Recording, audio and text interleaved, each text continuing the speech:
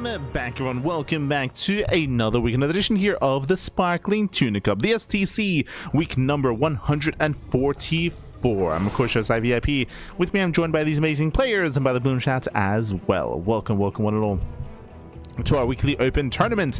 Again, typically the Tuna Cup is on Sundays, but this week Wardy hosted his Monday open on Sunday, so we have to move our own tournament to Monday instead. So I did have a bit of a game paused. There's a bit of a pause, but we did have a bit of a switch around, if you will, where Wardy did move his event to Sunday, so we move our event to Monday instead. But we're back, we are live, and if you're in the chat, we're about to get into our broadcast, into our series.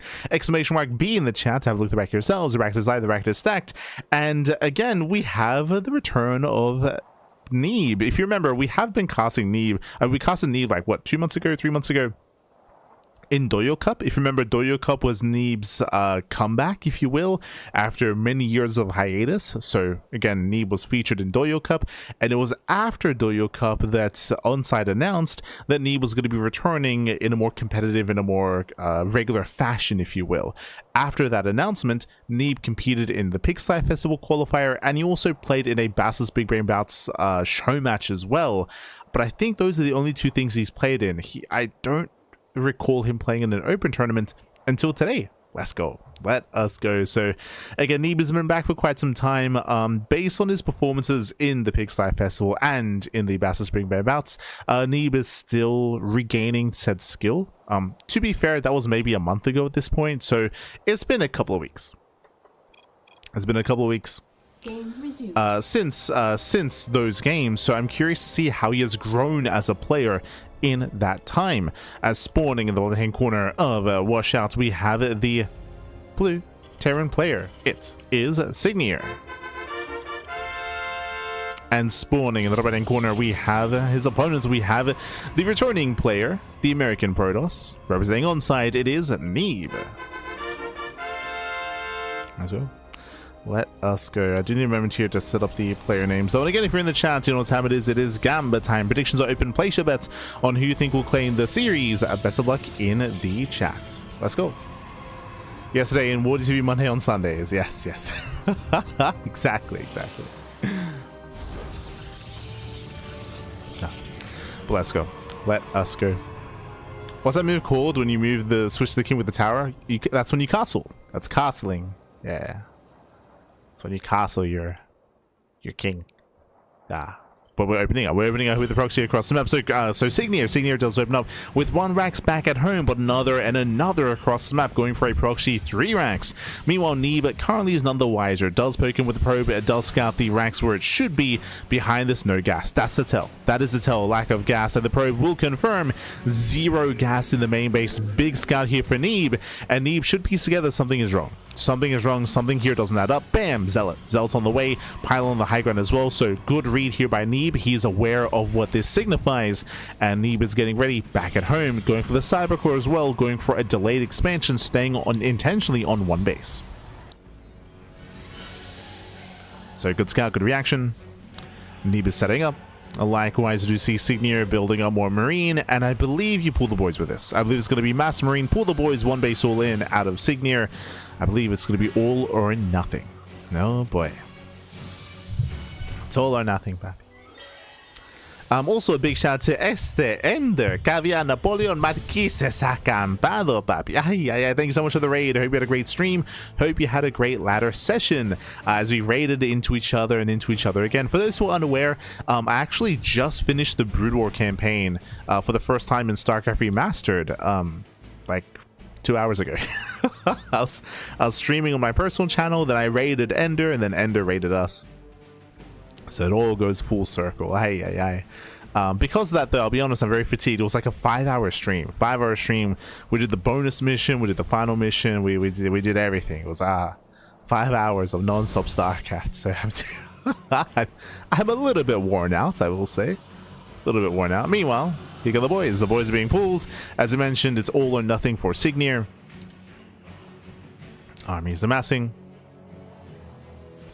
And here we go. Signier coming in too soon, though. He does reveal his hand. The SCVs, ideally, they want to surround these Stalkers. Do you want to get the surround? So far, Neeb does kite back. A battery on the high ground. Second battery's on the way as well. The SVs are coming for the surround. He wants it. He wants the surround. SVs are coming for the hug, but alas, they fail to get the surround. Both 3 batteries, even 4. 4 batteries are complete. GG gets called. Neeb defends the main, and Neeb takes game number 1. GG.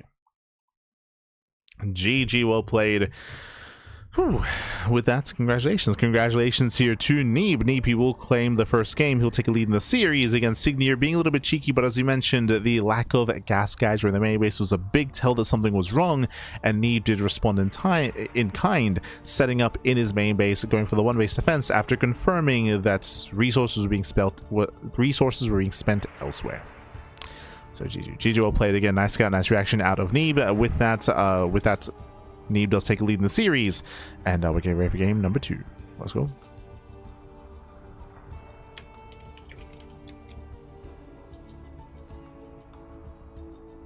Let's go. So get ready here for our second game. Just trying to figure out what map we're going to be loading into. Un momento.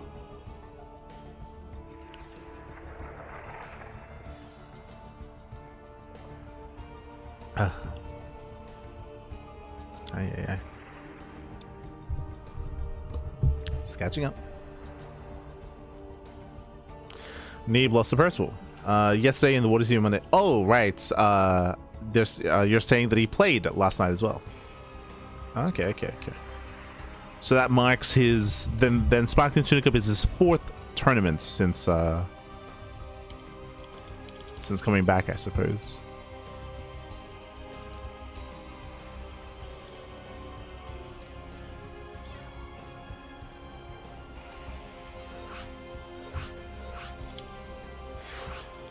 Link, beautiful. Because if I remember correctly, it is there we go.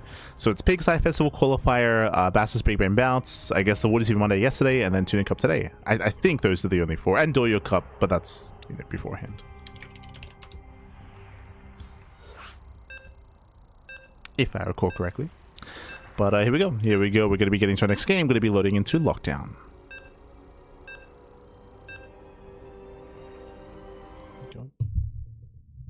Can't believe Percival's still a free agent. Dude's doing so well. Yeah, Percival, he's improved a lot in a very short period of time. It's just at the moment, especially without EWC, I don't know if there's really much reason for teams to look to pick up other members at the moment. I say at the moment, there is a world where if like the GSTL becomes a much more regular event, then maybe a team would be willing to sign like another player for something like that, or at least just work together. I think Percival's on Team No GG, right? If I recall correctly. I think he would fit for that. He would fit the team. But spawning in the top right hand corner, yeah, he's on Team No GG. Yeah. In the top right hand corner, we have the red Protoss player. The red Protoss player. We have the American Protoss leading the series 1-0, representing Onside. It is Neeb. And spawning in the bottom left-hand corner, we have his opponent. We have the blue Terran player. With the blue Terran player himself, it is Signier. Maybe he's back to say, or just one time. If it's just one time, again, he's been back like 5 different times now. Again, it was official. For those that maybe don't, you're outing yourselves. For those that don't watch the podcast on a regular basis, which is our weekly news show for StarCraft, it was announced a couple of months ago that Neeb was returning to competitive play. It was announced by Onside, Neeb's team, on Twitter. That was the announcement. So this was a couple of months ago, and Neeb has been playing more, has been more active. If you remember, this announcement was made after Doyo Cup. Doyo Cup was the retirement tournament, which featured Scarlet, Neeb, it featured TY, Sue, Impact also played as well. There's some other big names that are slipping my mind. Fantasy also played. Innovation also played. If you missed it earlier this year, it was Doyo Cup, again a big event in China. And I would imagine that after that event, Neeb, like he got the bug, like it piqued his interest once again as he played in that retirement tournament. So he did quite well in it, to be honest, and looks like since then he's been looking to play in more tournaments and compete again. Obviously, like, it's part-time. Like Neeb, he lives in Korea at the moment. He lives in Korea, and I believe he already finished his studies and he's working full-time. But dipping his toes back into StarCraft every now and then, which is cool to see. It's cool to see. Yes, exclamation mark podcast in the chat. True, true. It's announced quite some time ago. For now, though. For now, again, we're going to be opening up. This time, it is going to be a Rax Expand. Interesting that we went double gas here, going for a slightly later factory, but more or less some more standard build here out of Signier. Meanwhile, Neeb back at home, again, after the initial probe scout, after seeing the gases, he just chills. He also confirmed the CC as well. So Neeb can just chill back at home, build up his natural, and get in towards the mid-game, or into the early to mid-game. By going for the early Twilight Council, we have our take of choice. So it looks like 2-gate blink. I would imagine 2-gate blink into a third base. We'll see how safe Neeb plans on being. We'll see if he plans on being a little bit safer or more aggressive instead. We shall see.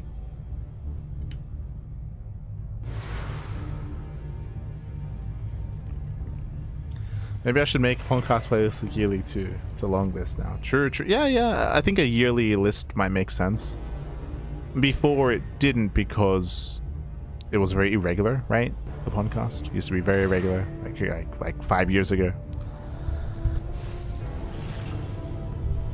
Like 5-6 years ago, we do it like once every other month or something.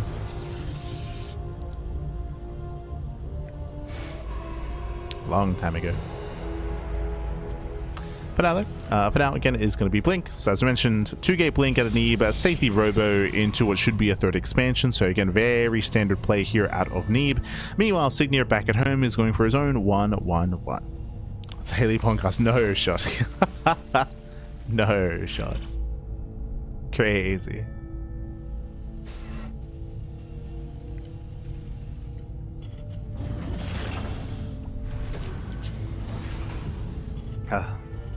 Who was it that did daily news? I think it was Madalekos, right? Like Madalekos. I think he did like daily news, which is crazy. Like I Ay.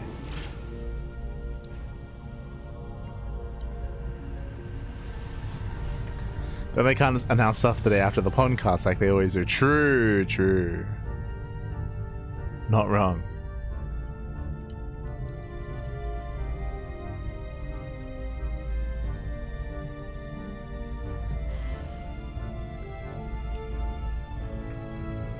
So now, Signier does move out with his mine drop. It's going to be a very dedicated quad mine drop. Behind this, third CC is on the way. So again, Signier is just building up into the mid game as well, hoping for some economic damage and ideally some scouting information. At the moment, Signier hasn't really seen much at all as to what's going on, and Neeb is already in position. Soldiers are lying in wait. Third base is being taken as we speak. Medorak tries to boost in, but Neeb is ready. Ooh, Medorak goes down. That's 2 Widow Mines falling already. There's 1 mine left. Gets a shot off. Nice dodge out of Neeb. Ay, este Neeb. Does dodge a shot. Cleans up the army, and with that Neeb, he defends very nicely. Now we can calm down. Now we can calm down and build up here, getting up to a 3-base economy, and now think about splash damage. Colossus production is typically what we expect. We could see Storm instead. We'll see how Neeb does play this out. For now, going to charge. We are missing a forge, I will say that as well. So we're still lacking a forge, still lacking some further tech, but Neeb should be working in that direction once the third base is saturated. So Neeb is just slowly building up. Meanwhile, Signier across the map is still trying to build up into the mid game as well. Third base will soon be taken and is opting to go into ByuN mine. Interesting. Usually you go into like bio wooden mine production just for drop play, and then into tanks for a more robust setup back at home. Going marine mine like this, it's a very fragile army. It's very fragile, and it's going to be difficult to maintain a third like this. If Neeb were to move out across the map and apply some pressure without tanks to like zone away the gateway army, it's going to be a tough hold here for Signier.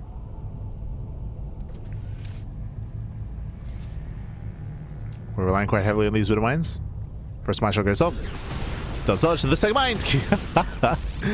1 mine connects, but that's going to be 2 widow mines going down, and Neeb has to be careful here with his stalkers. There are additional mines. Oh, speaking of, a nice dodge. Once again, does dodge as a void. That's going to be 3 mines going down. And you can see here that, again, the mines don't really have that much range, and the idea of trying to expand, as once again 3 mines get baited out, it all gets cleaned up. There's a reason why you don't often see this kind of style at the competitive level. To go Marine Mine is crazy. And it can be abused. It can be abused like this.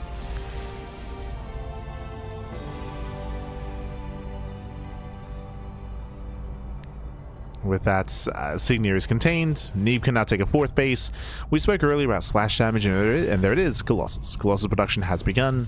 Neeb can just rally, and I'll be honest, I don't really see Signier breaking out yet. With Stim finishing up, then Signier can start to break out and start to claim a 3rd. That is true, but it's going to be very delayed. Losing a Marauder.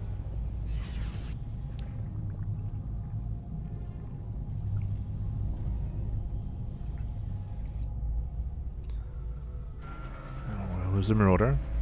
Likewise, Neeb pushing in once again. Does move in.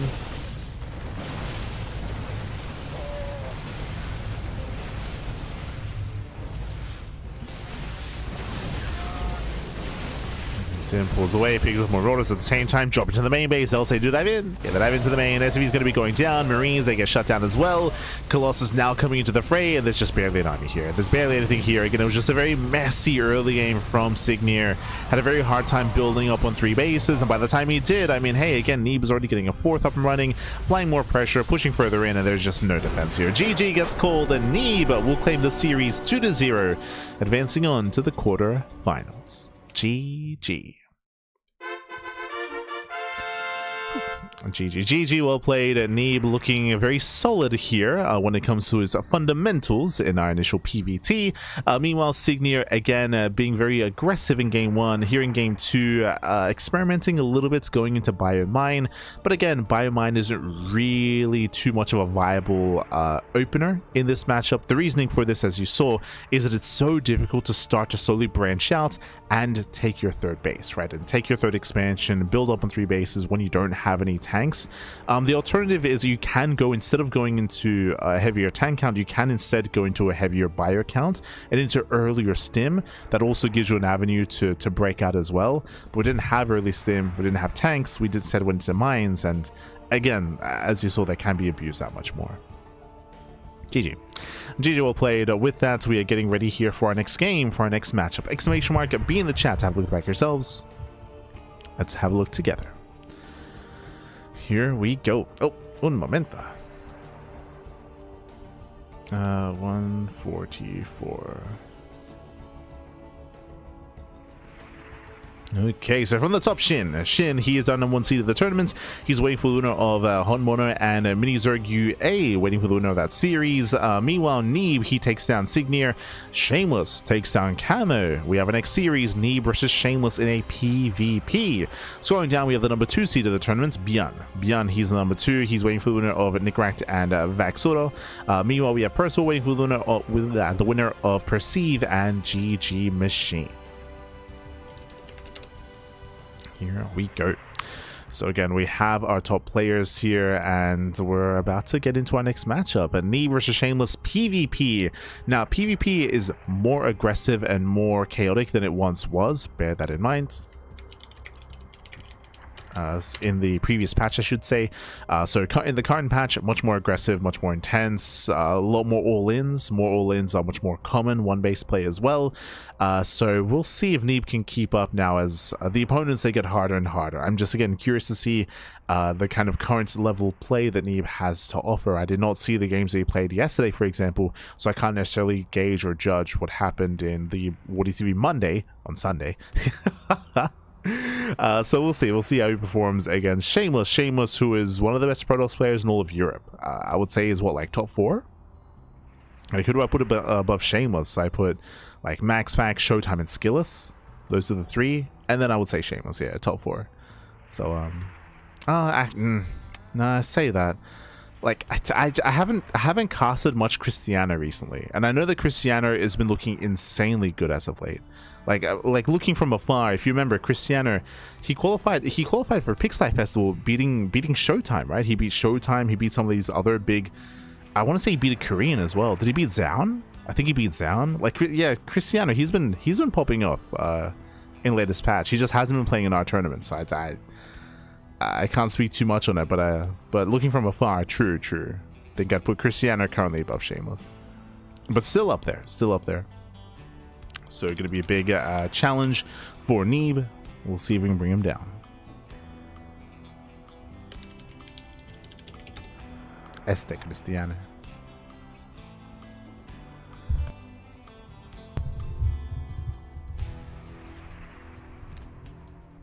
The long arm of SE2, true. Neeb is 5.8k. I mean, I don't really... MMR means nothing to me, especially because like it is not uncommon for players to have barcode accounts and have alternate accounts that they're more active on, so that doesn't tell me anything. But let's go. Let us go.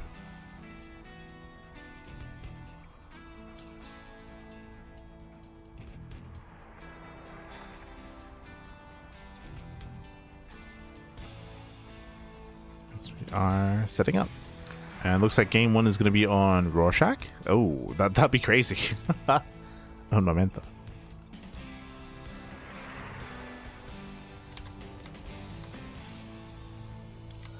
Sorry, lockdown, I meant to say, not Rorschach.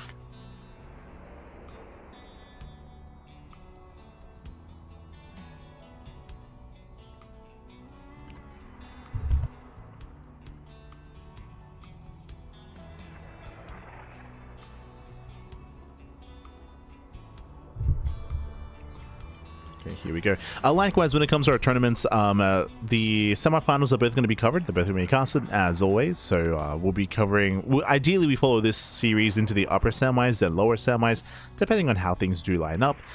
Just as a heads up, the plan moving forward is the plan.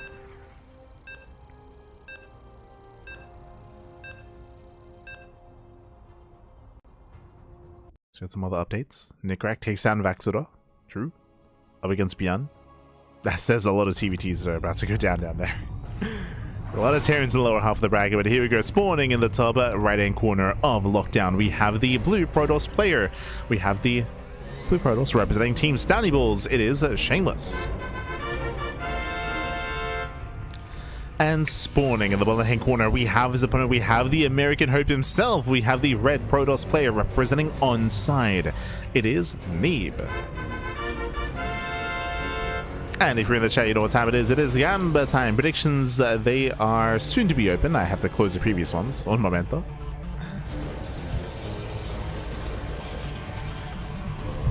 Un momento.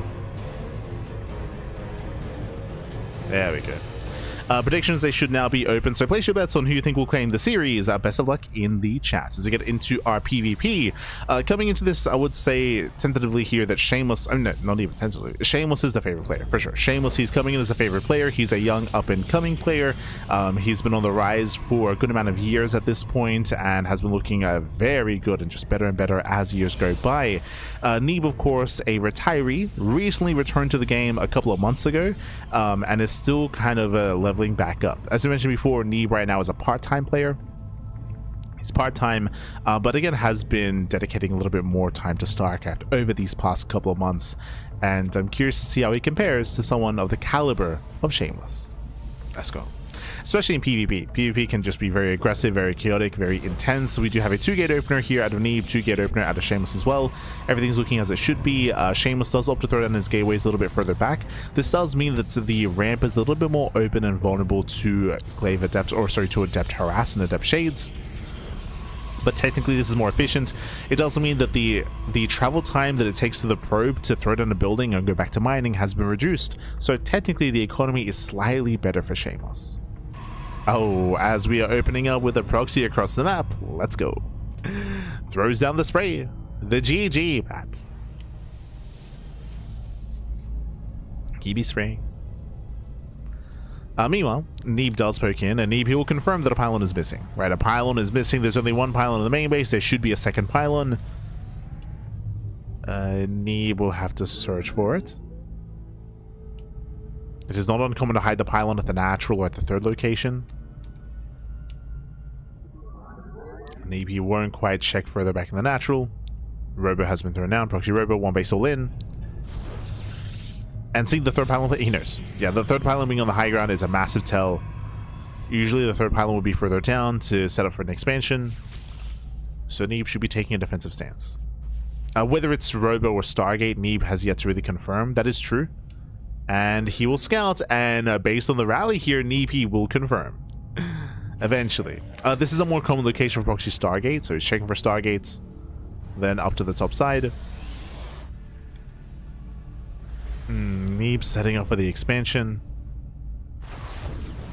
Probe goes down. And Neeb does scout, does confirm. Yeah, gets out on the proxy Robo. Despite that, Neeb did still go for the Nexus. Back at home, at least he's now aware of what's coming his way. It is still just 2 gates. But the Prism is coming. These depths are built to harass. And moving into the main base to harass. At the same time, Neeb does try to break out to threaten the Robo. No, does back off. Yeah, pulls away, backs off. Shameless going for the mineral line. Probes are going to go down. Gets 1, 2.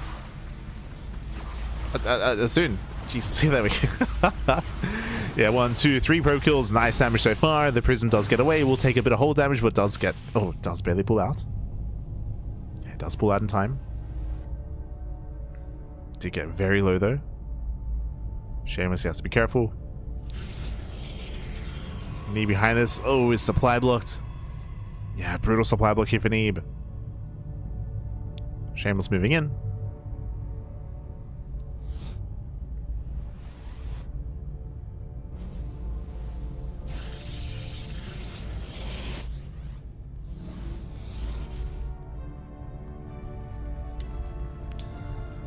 Shameless does move in. Pushing towards the natural. It has to respect the force fields at least, but that's going to be a lot of DPS, a lot of firepower with 2 immortals.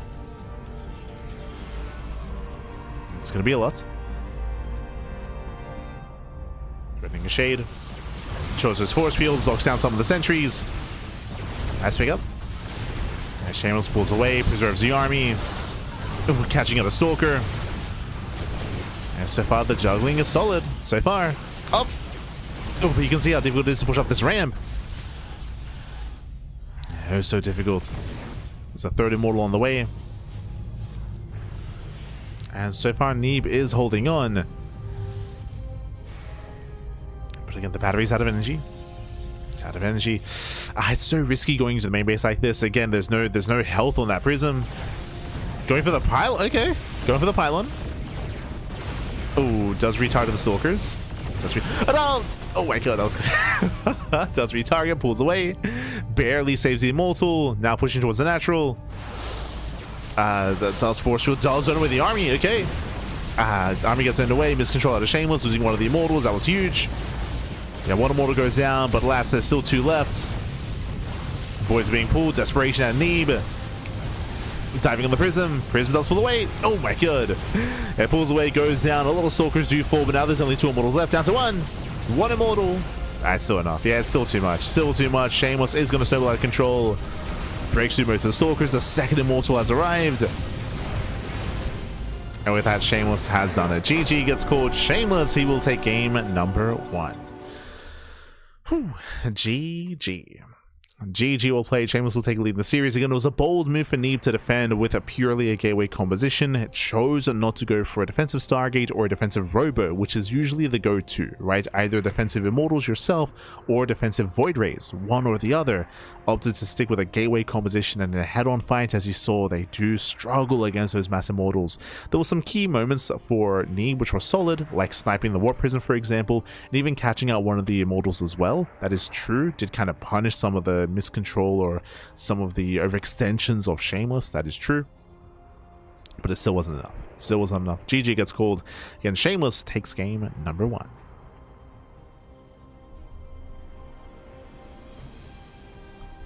And now we're getting ready for game 2. Let's go.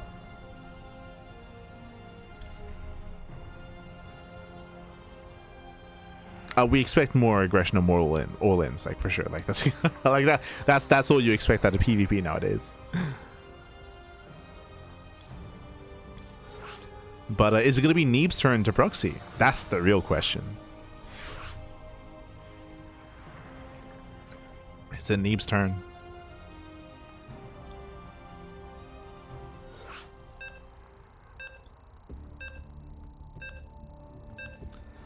So we're getting into At Attorney's Edge.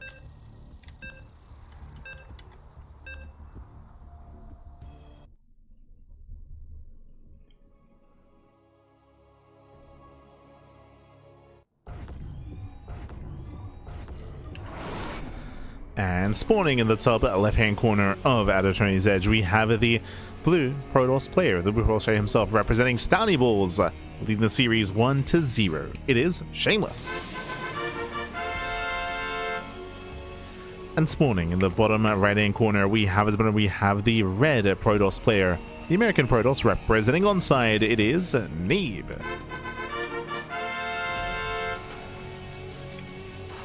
Let's go. Whew. Let us go. We're getting into game 2 here, our fresh best of 3, and we're getting into game 2. The first game, of course, one base all in. Neeb did find it, but Neeb did go for a vanilla gateway response, and it's just a difficult defense. You could definitely argue that the map was helping Neeb. That is true with the ramp, with the choke point. There were other factors at play, but it was still just too much to overcome. Just the sheer amount of immortals pushing through and breaking through that initial fortified position. We'll see if it's Neeb's turn to proxy or not, whether we commit into an all-in or whether our players actually opt to expand. First things first, Shameless will change his approach. Will go for the wall off at the ramp this time. Previously went for the gateways closer to the closer to the main base mineral line. This time at the ramp, which is more standard, much more standard. Might even be afraid that Neeb would be aggressive this time. So setting up the wall, setting up the Sim City. 2-gate opener for Neeb, and we should be seeing... Oh, gate expand. Okay, I like this. Shameless playing with the series. Game 1, Shameless was hyper aggressive. Game 2, hyper greed out of Shameless. And this is going to put the onus on Neeb to be aggressive instead. And Neeb, are you willing to be aggressive? Are you willing to be in the face of Shameless? Yes, the Neeb. Probe moves in, confirms the Nexus, confirms the late gateway. I mean, there is no second gateway. Later Cybercore. And often, as a reaction to this, if we were casting like Hero, Classic, Zaun, even Max, you react with a Proxy Pylon. Proxy Pylon, throw down the gateway, get another setup back at home, and then just commit into one base all in to punish the greed. With Proxy Pylon, Proxy Gate. Here, Neeb is doing no such thing. Not yet.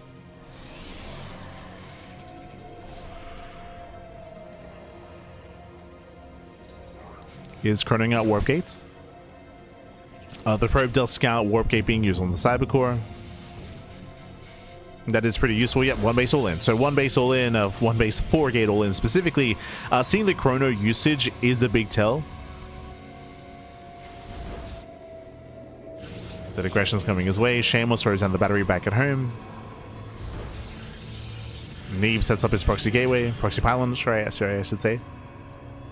Sets up the pylon. Oh, and Shameless will miss it. Uh-oh. Battery taking hits. Remember, Shameless needs a robot back at home. So far, just 2 gates. Yeah, additional batteries on the way.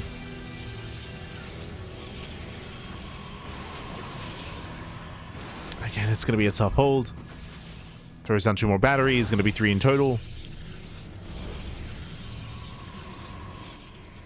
Second pylon as well. Let's go. Oh, and can we catch the Stalker? Yeah, Stalkers are revealed, and they will. Yeah, they one-shot. They one-shot the Stalker. The Sentry goes down as well, and from here, Neeb snowballs out of control. He snowballs out of control. He punishes the greed. Again, we were curious if Neeb was going to be able to punish the faster Nexus here from Shameless. The answer is yes. The answer is yes. He will punish. Every probe goes down. Every Sentry should go down as well. Just too much burst damage from all these Stalkers. GG. GG gets called, and Neeb will tie the series 1-1. GG. GG, well played. Again, non-stop one-base all-ins is what we expect out of PvP. Game 1, it was Shameless going for the one-base all-in. Game 2 was Shameless being greedy. He baited a Neeb into an all-in. Neeb, he accepted, went for it, going for the one-base 4-gate all-in. And now Game 3, how will this story end? Who all-ins this time?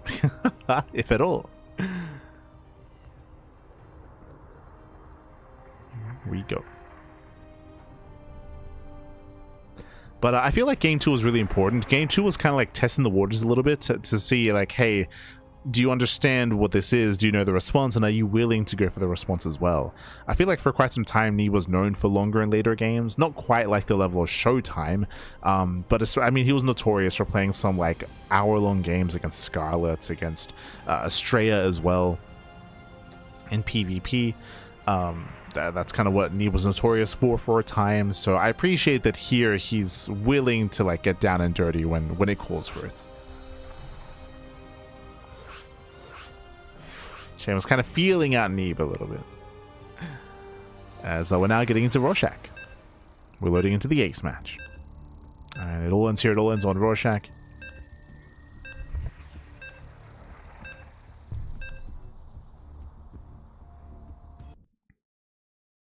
Let's go.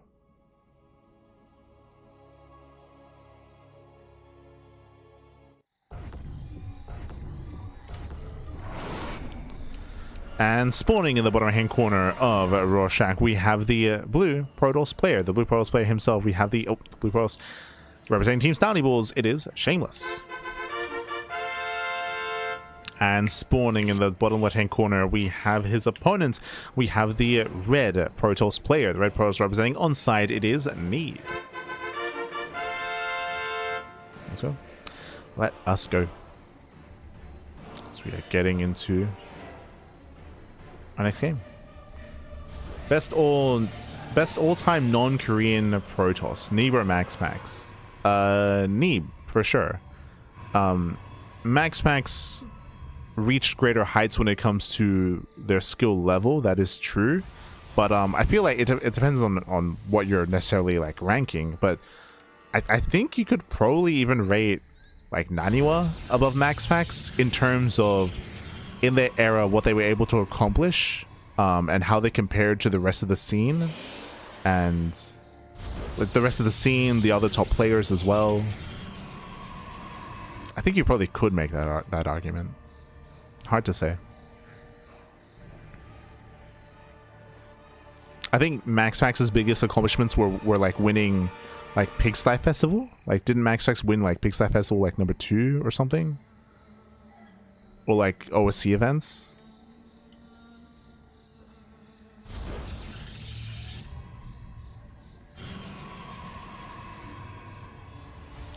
Just because Max didn't play offline? Well, not just that. Like he just didn't compete in like major tournaments, right?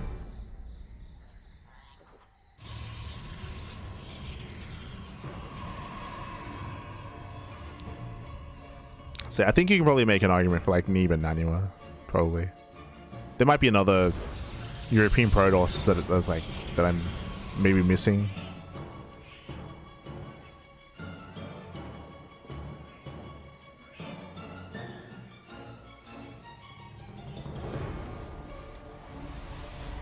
Or Showtime, yeah. Oh, maybe the problem with Showtime is that I feel like he was always in like, oh no, yeah, maybe Showtime. I was gonna say that the issue with Showtime is that in his era, I feel like he was always in the shadow of Max, or in the shadow of even Neeb, right? Referring to like the eras where these players were active.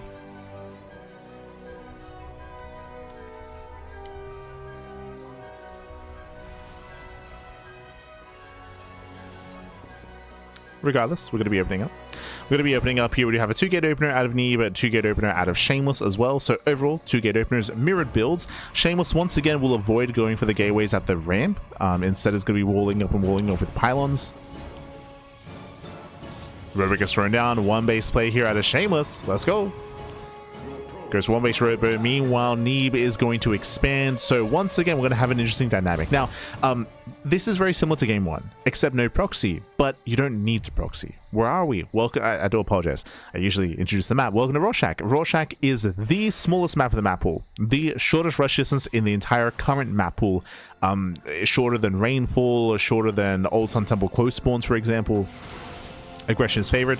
So you might be looking at this and might be thinking, oh, like, is Shameless going to play more standard? No, it's a one base all in. Just one base all in from back at home. You don't need to proxy on Rorschach. So this is going to hit very hard. It's going to hit very, very hard.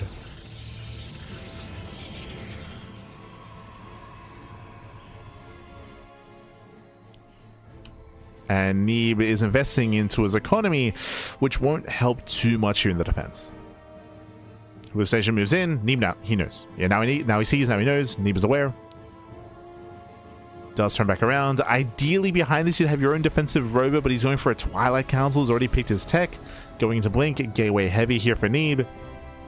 Oh, my apologies. Sorry, I just assumed that we were setting up for an all-in, but no, Shameless expands. A later expansion. This is better for Neeb, actually. This means that Neeb, he will take advantage of the faster Nexus and the better economy. So my assumption was that Shameless was going to set up for an all-in, but this looks more like Shameless is being very safe and maybe was even preparing to defend against an all-in. Okay. So as it settles, Neeb looking good. He's looking good. Building up his 2 bases, building up his economy. These Luciation Scouts, they confirm that Shameless is expanding, and they should also confirm that Shameless is making probes. Like, Shameless is probing up. And for the first time this series, we get to embrace the mid-game. We can embrace the mid-game here. Blink will soon finish. Neeb can start to move out. He can start to poke and prod. Shameless, because he has no Twilight Council himself, he needs to rely on Immortals, but Immortals are not very mobile. So there's a world where Neeb can maybe hit the main base, blink into the main, get some damage done, poke in, pull away, be more efficient overall. So Neeb has potential to get damage done. At the same time, Adepts, they do get into the main. Nice Prism Harass. 4 probes go down. Very necessary damage, bearing in mind that Neeb has been mining from 2 bases a lot longer than Shameless. So it was necessary here for Shameless to find some damage. Nicely done. Shameless pulls away.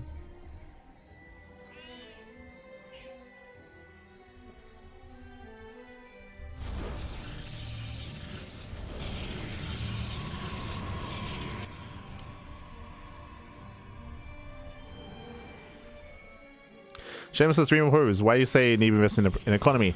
Remember, Shameless is up in workers. Why is that? Because Shameless just killed 4 probes in the main, right? Like he just killed a bunch of workers in the main base, which helps Shameless catch up. Not just catch up, but even excel when it comes to worker counts. Remember, you can be up in workers, but if your natural base is up faster, then you have more efficient mining for longer. So remember, the soup can lie to you, papi. Soup can lie.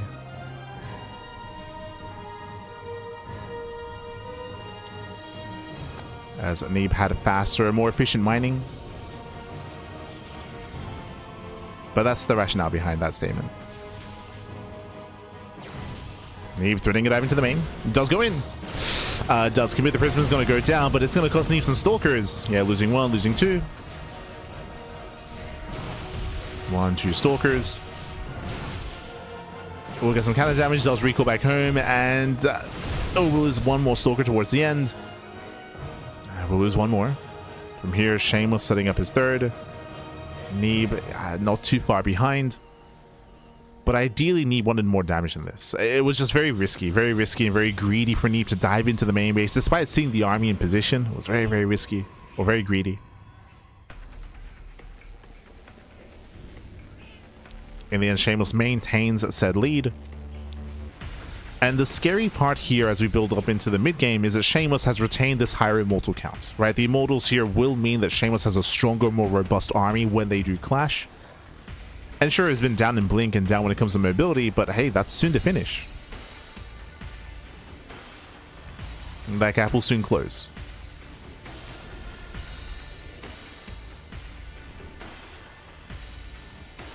Oh, yo, meanwhile, big shout to Esther, sort of, baby, oh no, alerts, my apologies. There we go. There we go. So big shout to Sort of. Thank you so much. Thank you so much for the raid. Hope you had a great stream. Hope you had a great ladder session as well. Thank you so much. Thank you so much for the support. We do appreciate it. Bienvenidos, bienvenidos. Este, sort of. Hope you've been enjoying yourself as we are, as welcome everyone. Welcome to the Sparkling Tuna Cup. Again, this is a weekly open tournament, not just a weekly. This is the weekly. This is the longest running open tournament in StarCraft 2. Longer running than the Wardy TV Monday or Pegasus Cup or KSL or any of the other open cups. Longest running open cup out there. The Tuna Cup, baby. The Tuna Cup. And Neeb has been back for a couple of months. I'm sure you're aware. Neeb, that was announced a couple of months ago after he played in Doyo Cup. And Neeb happens to be playing tonight as well. Playing tonight. Can he go further, Pappy? Let's go. But now Prism dropping into the main. Dropping into the main base, looking to harass at the same time the main army does move out. And we'll see if Neeb can cause a distraction. He jumps into the main, probably going to be falling. Seamus does peel off some units. At the same time, Neeb rotating over towards the fourth. And he does rotate. Oh! Tries to zone away the Immortals. Will lose his own. Yeah, Immortal goes down, but the Nexus will fall. But can he get out of here? I mean, it is a nice pickup. Yeah, second layer. Second layer force fields. That Sentry's going to go down. Neeb, we got to get out of here. We're going to leave. Oh, tries to pull away. Tries to pull away here. Still bleeds out more Stalkers. Neeb has to get out of here, and he may have just triggered a counterattack. Again, remember, Seamus still has that more robust army, up to 4 Immortals. Now moving out, getting into Glaives. Seamus is coming. And Neeb back at home. We have 1 battery to defend. No more sentries, no force fields. Bear that in mind. Seamus now moving in.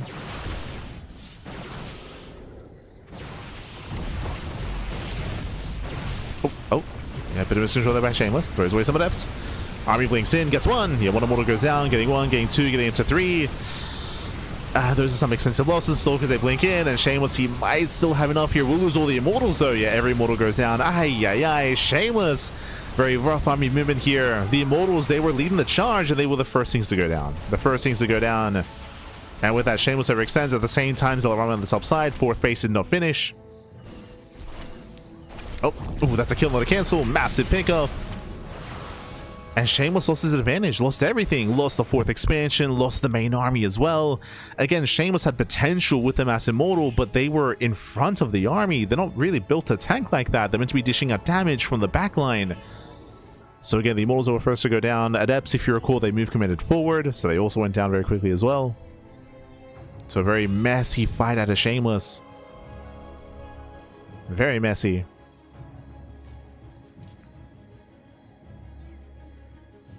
And the game swings in favor of Neeb. Swings in his favor. Neeb looks to move out. At the same time, Seamus coming for a backstab, going for the Adepts.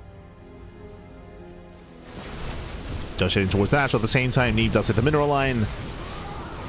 6, 7 probes falling. Adepts say, we'll shade in. Shading to the base of Mimo. Nice force fields. Very nice force fields. Oh my god. Yeah, hyper efficiency here by Neeb. Neeb, he collapses on top of the Stalkers. Stalkers are going down one after the other. Heavy losses. GG gets called. And Neeb, he will claim the series 2-1. Taking down Shameless and advancing on to the semi-finals. GG.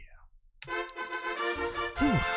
GG, well played, Neeb. He will claim the series, papi. Yeah. Again, Shameless, I would say, came in as the favored player and did lead the series initially. Game 2, Shameless, he was punished for being overly greedy and not really respecting Neeb's scouting and Neeb's reaction. Here in Game 3, we had more of a back and forth. We had a back and forth, and I would say that Shameless had a lot of potential when it came to his push, but the execution was lacking. The execution, again, pushing forward with the Immortals, the move command with the Adepts as well. Some again, just really rough execution there from Shameless did lead into a really rough fight, and with that, he lost everything. He lost the army, and he lost the economy as well. GG. GG, well played. With that, Neeb, he will claim the series, he will advance on, and let's catch up in the bracket. Let's figure out where we are and where we are headed. Let's go. Let us go. From the top, Neeb. Neeb's made it to the semifinals. Meanwhile, we have another semifinals already ready for us here. ByuN, he took down Nick 2-0. Meanwhile, G Machine got a walkover win over Percival. Hope everything's okay, but looks like Percival is unavailable. That means we have our lower semis, ByuN versus G Machine. Meanwhile, Homeowner versus Minizerg, they're still facing off. See in chat, Homeowner and Minizerg are still playing their first round match. They are. Fun fact, before Homeowner versus Minizerg started, Homeowner, he messaged me. He was like, yo, cast? I'm like, no. He's like, are you sure? I can promise you a 2-hour-long series. And I was like, no, I'm not going to cover that. And he's like, I'm going to do it anyway. Homeowner's an animal, Pap. He's an animal.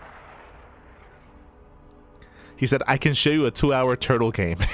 God damn it. What an animal.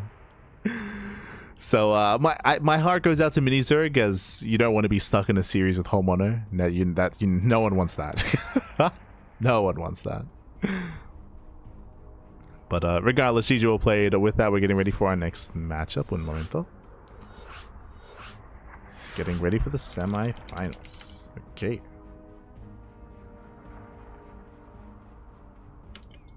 Again, ByuN versus GG Machine. And I was totally ready. I was mentally preparing myself for a bunch of TVTs, but no, again, something came up. Percival is unavailable.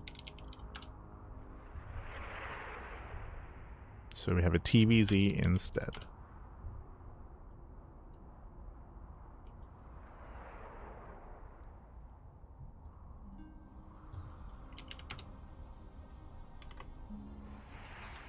He's been working on stuff on stream there.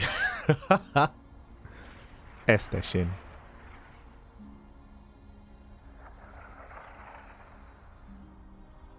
Feels amazing, man. Neeb, true. See, Neeb is playing in the tournament. When is sort of playing in the Tuna Cup? When is he?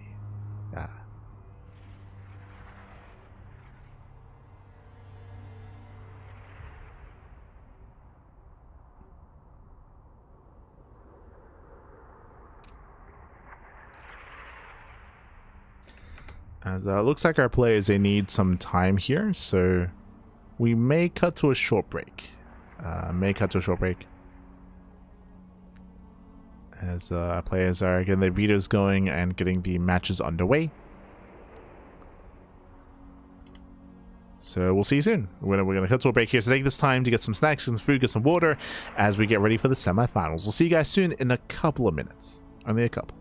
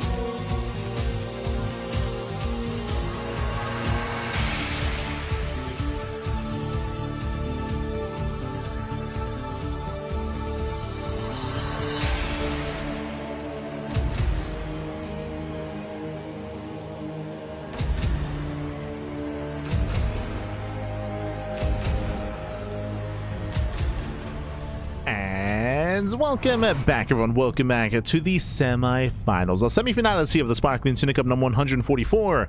We're here, we're back, we returned with our fresh best of 3. And spawning in the top right-hand corner of Lockdown, we have the South Korean Terran player. We have the Blue Terran representing Shopify. It is ByuN. And spawning in the bottom left-hand corner, we have the red Zerg player. We have the red Zerg representing Stony Balls. It is GG Machine. The GG Machine. And if you're in the chat, you know what time it is. It is Gamba time. Predictions. Predictions are open. Place your bets on who you think will claim the series. Best of luck in the chat as we get into our matchup, as we get into our series, into our best of 3. Let's go. Let us go. Coming into this, ByuN is one of the top seeds of the tournament. He's expected to make it far in the event. But hey, I mean, we expected Shameless to defeat Neeb. Like if Neeb can cause some upsets at GG Machine, I'm sure he can as well. We'll see. We shall see. Again, ByuN is still a titan. He's still a beast to behold, of course. Has been very much so on the grind in all forms of StarCraft, by the way. StarCraft 2, Patches mod, SHIN's mod as well, SC Evo. ByuN, he lives, he breathes StarCraft, regardless of what form it's in, and has been, as a result, it is grinding constantly. He's always on that grind. Abathur. Oh no, Jesus, calm down. Oh my god. Calm down, baby, calm down. For now. Okay, for now we're going to be opening up, we do see GG Machine going for his own hatch pool gas opener here on one side. Meanwhile, ByuN opening up with his own racks expand. Standard openers all around, nothing crazy, nothing wild. Welcome to Lockdown. Lockdown has a ramp coming into the natural, is very secure on 2 bases. The third base and 4th base locations as well. The rush distance by ground is relatively long. On top of that, you can also seal yourself off. You can knock down these towers, seal off this area. Likewise, a lot of points of elevation, a lot of high ground as well. If we were to try to be more defensive, then this is one of the better maps for defensive play.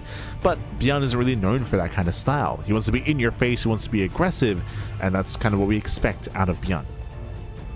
Likewise, GG Machine, I'm curious to see how he does embrace our mid to late game, whether we go into Ling Bane Hydra, whether we try to cut some corners and go Ling Bane Ultra, or just straight up Ling Infestor Ultra, whether we play with Mutas. Again, Mutas have taken a bit of a more, have been seeing an upswing, I should say, in play. Going into Muta play, if unscouted, can do well. We'll see. We shall see. As the repokes in, GG Machine will zone away. Will zone away, pappy. Oh.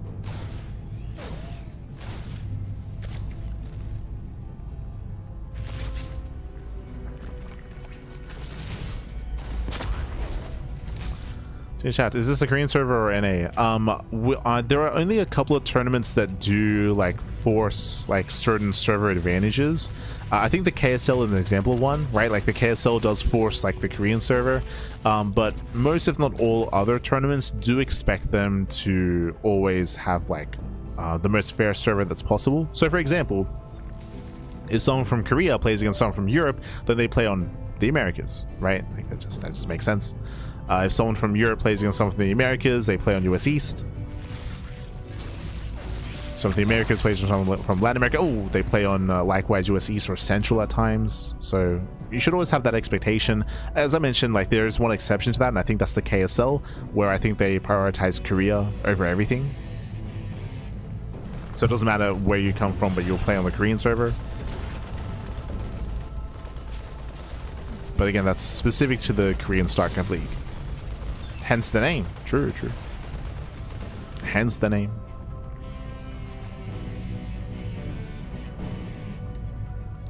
For now it's going to be an early Eva chamber out of GG Machine. Going early chamber into early +1 carapace. It's so far become a very trendy way to play things out, just because carapace is now cheaper, much more accessible. To rush into it, to rush into the upgrade, will help immensely against heavy bio play, which is going to be the case here. 3 CC into Banshee play, opting not to go into Cloak, no Cloak, going into Sim instead. So earlier Sim. It's going to be up to GG Machine to minimize losses against the Reaper Hellion while ByuN builds up his bio army. As we have 6 Hellions moving out. Oh. It's going to be 6 Hellions, and it's going to be singular Banshee into Raven. We have been seeing this a lot more from ByuN recently, specifically when he plays mech, but here we see him mixing it in just to the initial Hellion opener. This can work well. We'll see. You do have to babysit the Raven to make sure it doesn't go down to the queens, of course. But this is a way to allow for the Hellion rotations to be a little more threatening against the creep tumors. Against the tumors. ByuN is going for his own double eBay, double upgrades. Getting to 1-1.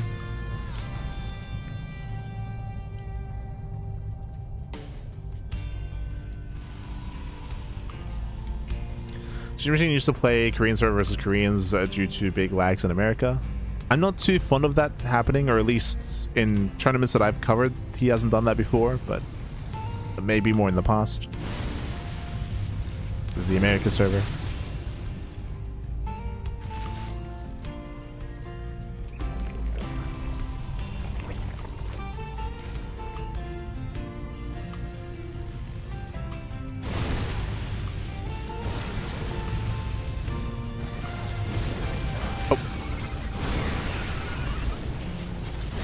Oh, Jesus. As Lings get punished, yeah, massive shots going off. Lings do go down. So very efficient play so far here by ByuN, catching out the tumors, catching out the Lings, and so far preserving all the Hellions. This is what's crucial here. Hellions are preserved. Ideally, you want to try to preserve them for the eventual ByuN push at around 7:30. Lings, they seem to collapse in. Oh, and do they get us around? Does. Yeah, it does get us around here. 1, 2, Hellions going to be falling, getting up to 3, getting up to 4, almost every single one. Ay, and ByuN will lose every Hellion before the ByuN move out. Again, just to overstate his welcome, initially was trading very well, but did lose all the Hellions towards the end, and with that, SHIN Machine, he defends well. Defends well. You could definitely argue was inefficient initially. True, so a bit of a back and forth. While SHIN Machine will claim the 5th base. Getting to 5 bases, +1. We do see a Bailing Speed on the way, getting into Hydra Tech as well. Into Link Bane Hydra. And here comes the ByuN push. As we said, like at around 7:30. Here hitting at 7:40. And ideally, this would have been supported by Hellions and potentially even Hellbats as well. So it is crucial that SHIN Machine cleaned that up earlier, otherwise it would have been much more difficult to deal with this move out. Despite that, SHIN Machine is not quite in position. The hatchery is going to go down. Yeah, hatchery is going to go down. We do see SHIN Machine trying to set up a surround. Trying to. ByuN takes down the 5th base. Will on siege. Will pull away.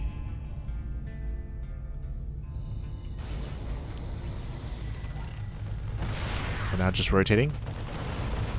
Let's rotate SHIN Machine, getting ready here for a set collapse of the army. ByuN is aware. And the tanks are going to go down. Yeah, we'll at least get the tanks. Nice focus firing on the Bailings. Very nice. Yeah, ByuN trading as efficiently as possible and doesn't lose a single Marine. Pulls away the ByuN army, killed the 5th expansion. This is worth it here for ByuN. Still being more active. And may deny the 5th base for a second time. Oh. And pulls back, rotates over. Back at him is setting up defensively here. Center tower is being thrown down. A 4th CC is now done. 5th base, it might be denied. Oh. Jesus. Let's waste some more Bailings.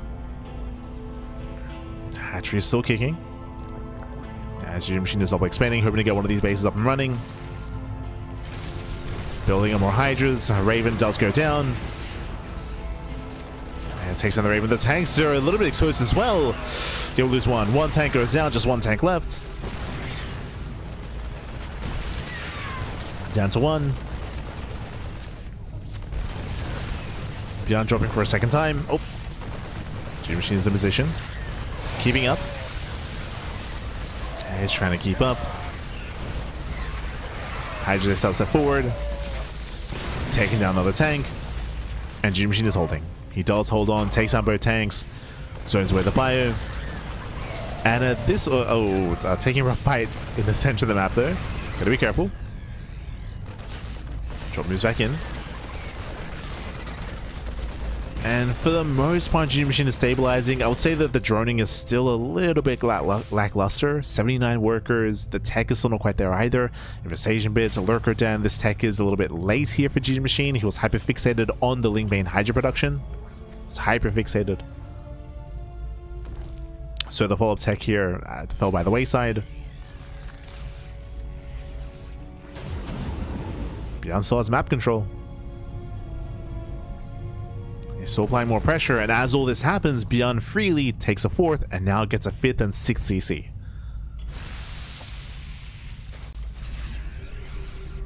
And again, ByuN's economy has been left untouched this entire game.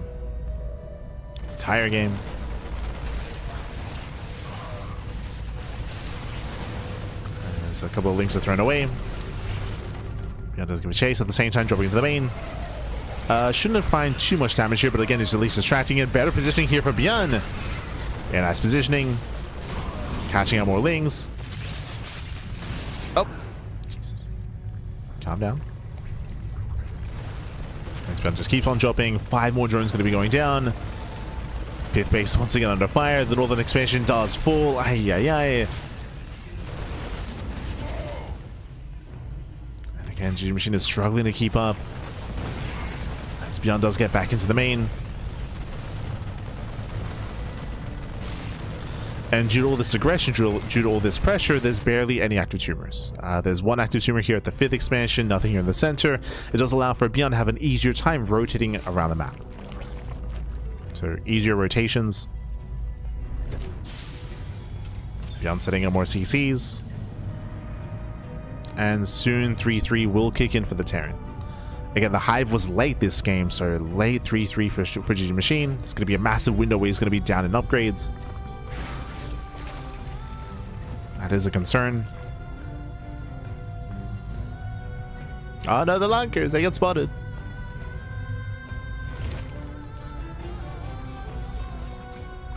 Nidus Storm is going to be interesting. Okay. Let's go for the Nidus. Oof, Jesus. Mind shots popping up. Lurkers, they were spotted earlier. They get cleaned up. ByuN now claiming another expansion. Getting up to 5 bases. And again, we'll see if GG Machine can punish in some way. We'll delay the expansion. ByuN responding to the army. The CC will barely get away. Oh, it's close. Oh, can he get it? He can. CC goes down. Commits to burst down. Nice peek out of GG Machine. 3-3 is now done for ByuN. And we're getting ready for the mech transition. We have 2 more factories on the way, so the game is slowing down at this point. I don't know if you noticed, but ByuN is no longer dropping. He does have a drop on the top side, but he's not rotating like he used to be. ByuN is getting ready for Ghost production, Tank production, and what should be eventually Liberators as well. So the game is slowing down. Ready to roll in. Marines, oh, they get caught up. Yeah, a little bit messy. Nice mine shot too. Nice mining connections. And how did we open up this game? We spoke about lockdown, how specifically on this map it is easier to turtle up on than on other maps due to the choke points, the high ground, the walls that you can knock down, the towers you can knock down as well. So you can see, yep, just a ring of turrets. Just a ring of turrets here. ByuN is turtling. We're going to be here for a while. We're gonna Yo, we got nukes on the way. Okay. The nukes are coming.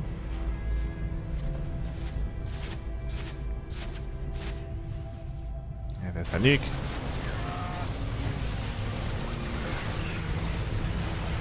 And Ghost production has begun. GG Machine, he will get a tank. Yeah, tank does go down. Now, I will say that the initial 5-base setup here for ByuN is relatively straightforward, referring to the northern expansion as well. A 6th base, that's going to be much more difficult. It's much more open, much more accessible. That's going to be a big challenge for ByuN. I mean, I'm getting ahead of myself. I'm talking about a 6th base, but ByuN still can't quite get a 5th up. Not yet. Now, given this position, G Machine has a decent economy and is building up a mineral bank at least, but it's important to bear in mind that what's important here is that a lot of these fringe bases have not been taken yet. This means that technically these are still up for grabs and still potentially ByuN expansions, referring to center right, referring to bottom right as well. These two bases are completely untouched. It is important for G Machine, ideally, to start to steal minerals and resources away from ByuN. Because eventually, the reality is, ByuN will take them. Eventually.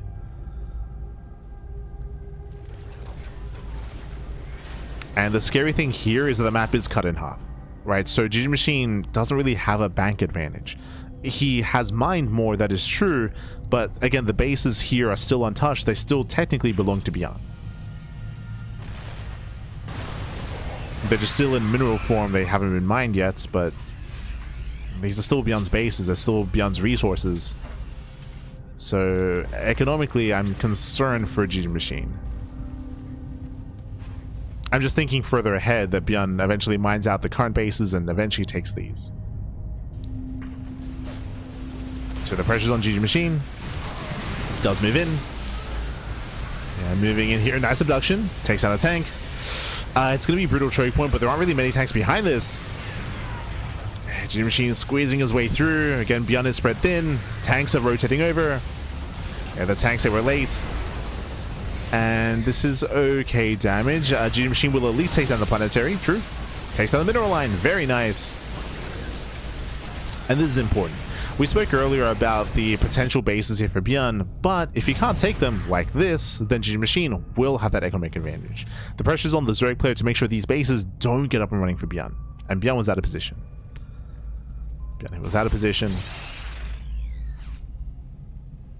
ByuN is still trying to set up here with his tanks and liberators.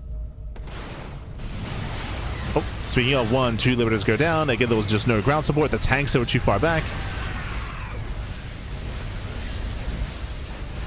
Again, this army was not set up.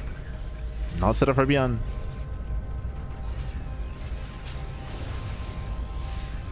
So again, ByuN being punished for being out of position. At the same time, G Machine does rotate. So was ByuN. Nidus throw into the main. And Nidus gets in. And at this point, G Machine, he has this. ByuN just can't get a 5th. Like, in my mind, like, it was just a 5th base was already like a foregone conclusion. But no, ByuN never got it. He never got a 5th base. ByuN is broke. ByuN cannot expand. Not anymore. And again, ByuN is perfecting his army, but it just takes so long to build up that tank count, to build up that liberator count. And G Machine just has to calm down. At no point does G Machine really need to push into this space, for example. Like, he doesn't need to push into the 3rd or into the 4th base. Just deny the 5th. Like, that's the win condition. Deny the 5th base. ByuN is setting up. Here comes G Machine. Takes down one of the tanks. Takes down another. Mass blinding clouds. Yeah, lands a blinding cloud. Hydras, they move forward as well. And G Machine, he knocks down the tank line. Oh, he's close. There we go. Takes down the final tank as well. Barely cleans up all the tanks. And G Machine can remax. He can rebuild. He can remax. Desperation to be on pulling the boys. And he just can't get his 5th. He can't get it back.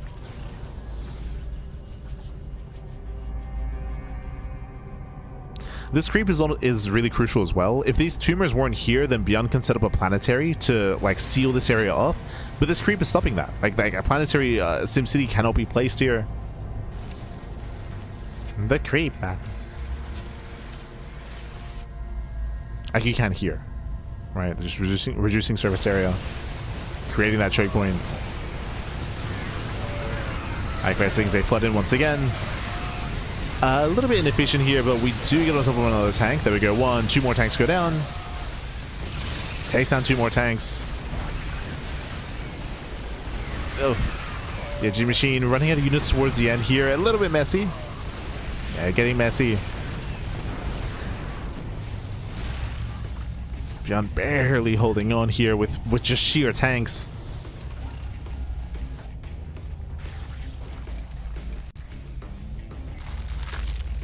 But again, just momentum is just too heavily in favor of G Machine, and it's just been too long that ByuN has been stuck on 4 bases to the point where he's mined out. Like, he's mined out of his 3rd base, he's mining out of his 4th expansion.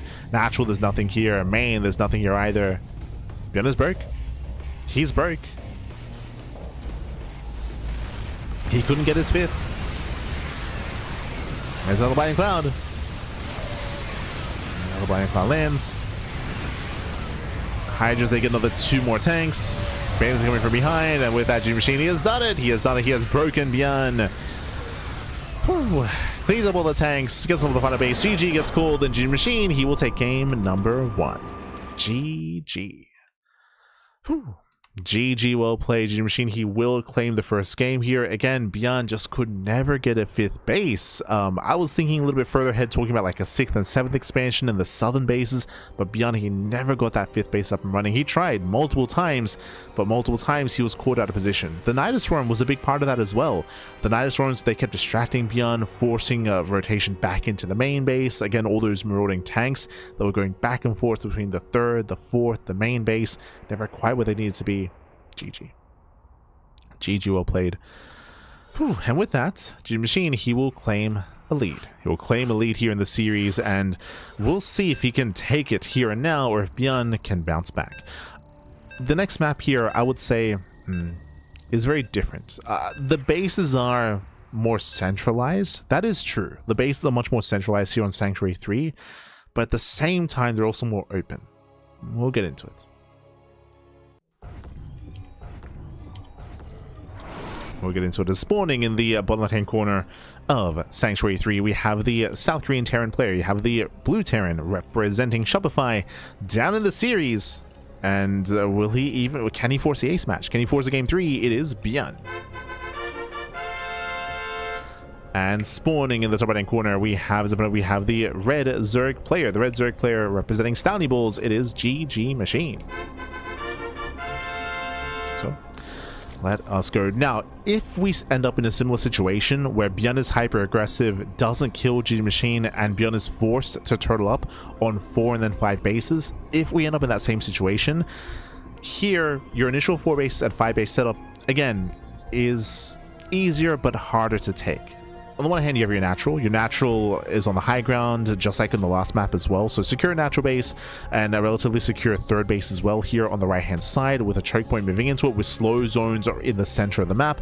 And here you have the 4th and 5th base, right? You have your 4th and 5th expansion here on the low ground. And what we said earlier applies. The bases are more centralized. The distance between the 4th and the 5th base and the 3rd, you're right here, right? You're same screen, basically. Like screen and a half worth of distance between all these bases. So army rotations defensively are easier on Sanctuary 3. That is true. Like if you're here and if the army attacks on the top side, then rushing over doesn't really take that much time. You saw that the size of the map on lockdown was hurting ByuN. ByuN's tanks, they were always rotating in between all these bases, and they had a really hard time keeping up with GG Machine's army. It would be easier on this map. That is true. The downside though is that these are low ground bases, right? On lockdown, the bases are on the high ground. That makes them more defendable. You have that advantage. Here, both these bases are low ground expansions. There's high ground right next to the base, so you can even attack down into it from the high ground as well. You have that advantage when it comes to vision, of course, and it's just a lot easier to move into. So there's a give and take here. Bases are closer, but they're also more vulnerable as well. It's if we get to that game state, right? If we get to a position where ByuN is turtling up and has to get a 5th and 6th base. So we'll see. We shall see. Long gone are the days of like Gresvan, for example, or what's the other map? Tokamak. Tokamak is the other one. Some older like hybrid offensive maps from a couple of years ago. Those maps don't really exist in the map pool anymore.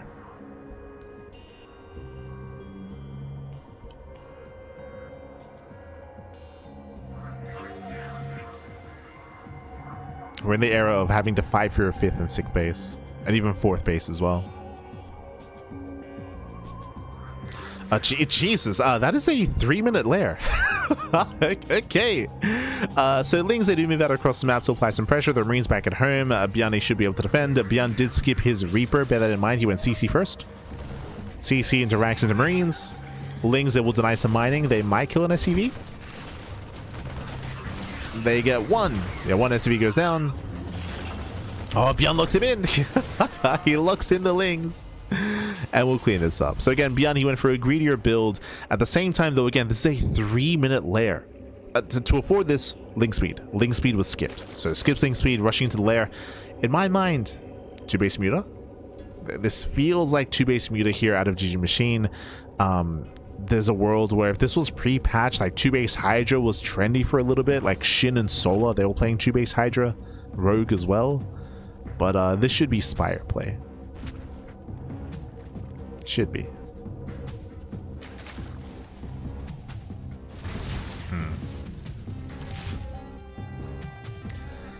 I mean, GG Machine doesn't have the gas for it. So this also shows just how fast the lair was to an inefficient degree. It was a 3-minute lair. Gas is still being taken. And there it is. Spire is now being thrown down. So 2-base Muta out of GG Machine. We'll see if we can pull this off.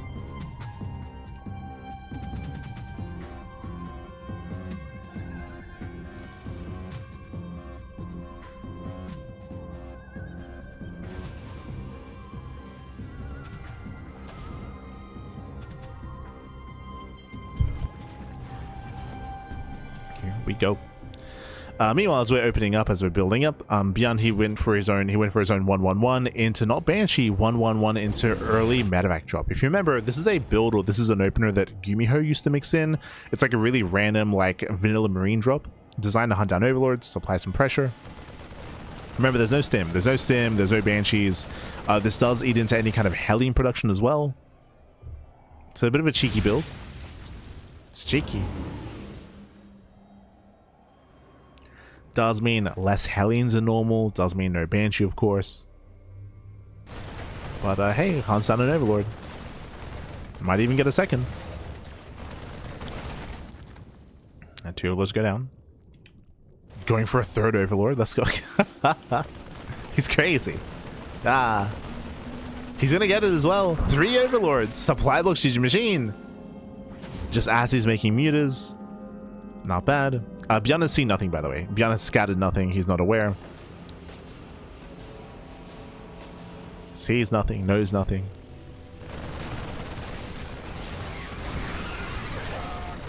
Oof. Hellions that will clean this up. Clean this up. They hold their own.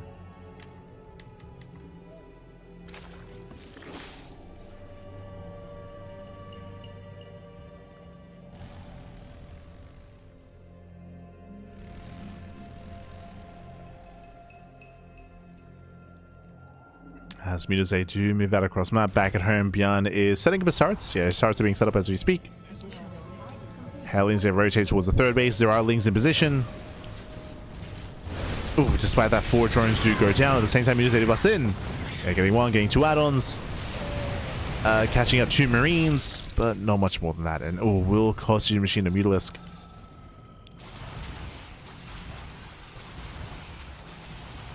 Does cost him a Muta.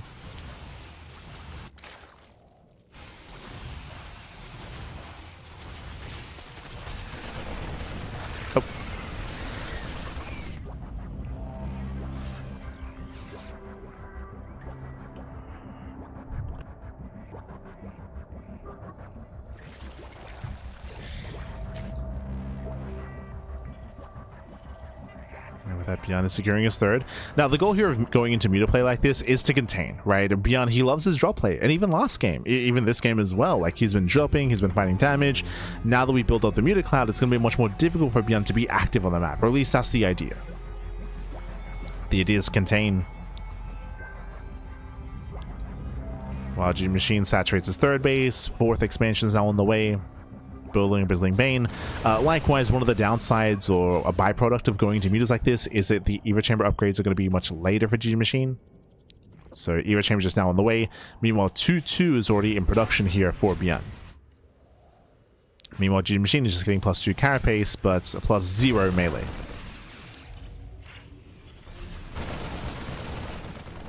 And so far the mutas, they haven't really found too much damage. Not yet. Picked off some add-ons, picked off some marines, but ideally want some more. Does want to find more damage. ByuN giving chase. Setting up back at home.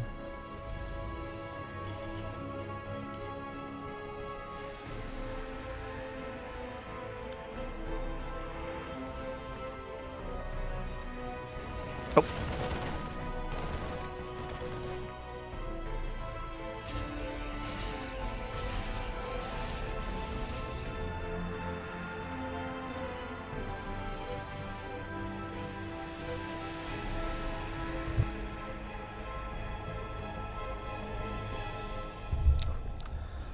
Yes, for now, G Machine. I mean, the mere presence of mutas are at least keeping ByuN contained, right? He has not been active on the map at all since the mutas hit the field. That is true.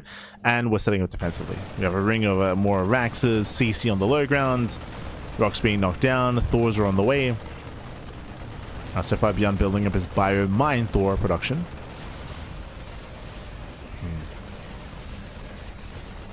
This is one of the other things that I've been very iffy on the latest patch when it comes to muta play, is because of the new Widowmine. Widowmines can be that much more punishing here due to the recent changes.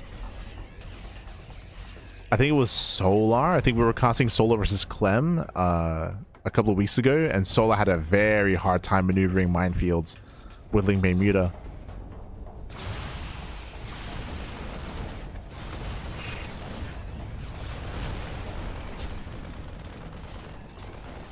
If you remember, I'm pretty sure that was when Solar, when he said that Terran was Imba, like mid-tournament. Oh.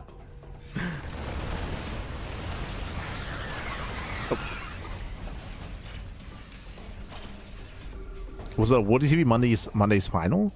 Maybe.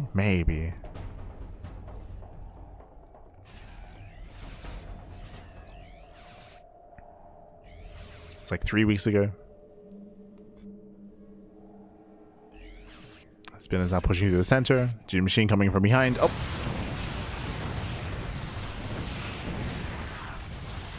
Oh, we'll still take the mine shot to the face. And brutal connection. Hoping to distract. And for now is keeping ByuN's attention back at home. Clearing up some creep. Remember, G Machine is still on hatch deck, just now finishing up his hive.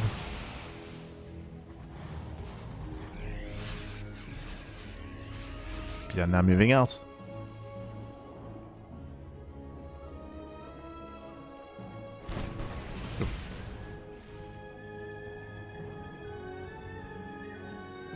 And that does move out. That's going to be a lot of mines. Again, G Machine's army is very fragile. He's going to try to collapse in. Oh, yeah, no. No, not like this.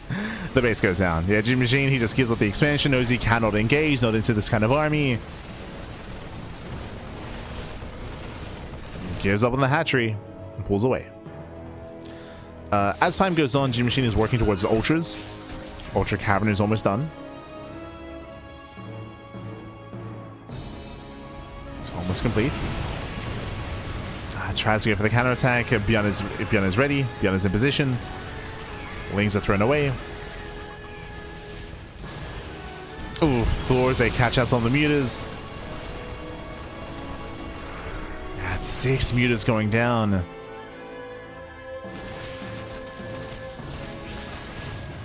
And I worry that G Machine just can't engage. Not when ByuN has everything together.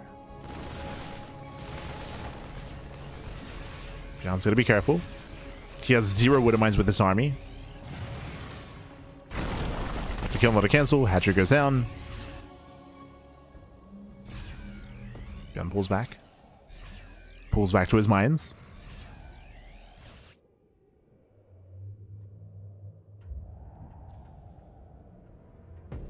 Gee, you can see the minefield. Oh no! Oh my god. Normal mine disconnects. Just the one.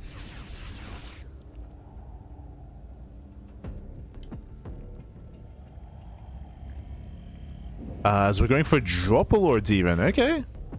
Setting up Trouble Lords. Meanwhile, again, ByuN is secure here now on his 5 bases. And this is something that ByuN could never achieve last game, right? Last game, he struggled and never got his 5th base up and running. Here, 5 bases are secure, and now we have more CCs on the way. And now we actually have some proper SimCity here. Some proper SimCity. Some proper choke points. ByuN is looking much better than last game. Much better. Now the hatchery goes down. That's another kill. Oh no! Jump lords are denied. And Machine is struggling. Again, the view to play was not worth it. The initial opener, the setup, the mid game, now leading to this kind of game state. Again, it's just such a fragile army currently. The goal is to build up more ultras, but we'll see if Machine can get there. Can he get to the ultras?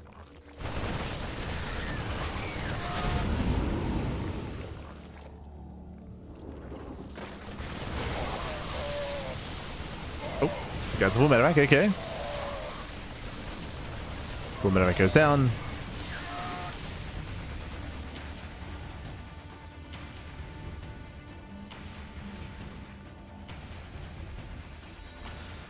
ByuN's army mega fragile as well. 1 fungal. I mean, sure.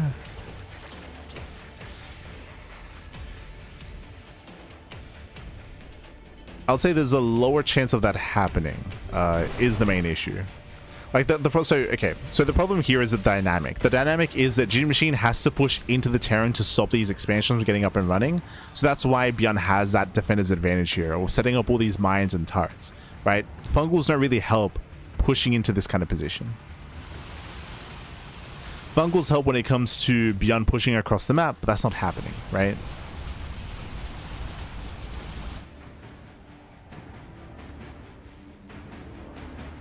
If ByuN were being more aggressive, 100%, right? Like that's when Fungals, they can be more impactful when they come into play. But right now, oh god. Again, ByuN is turtling. And that's when infestors don't really help too much. They can microbo Shroud, I guess, but it's not as useful. In the context of this game, it's important to bear that in mind. Of the game state, I should say. With more CCs, more turrets, more sensor towers.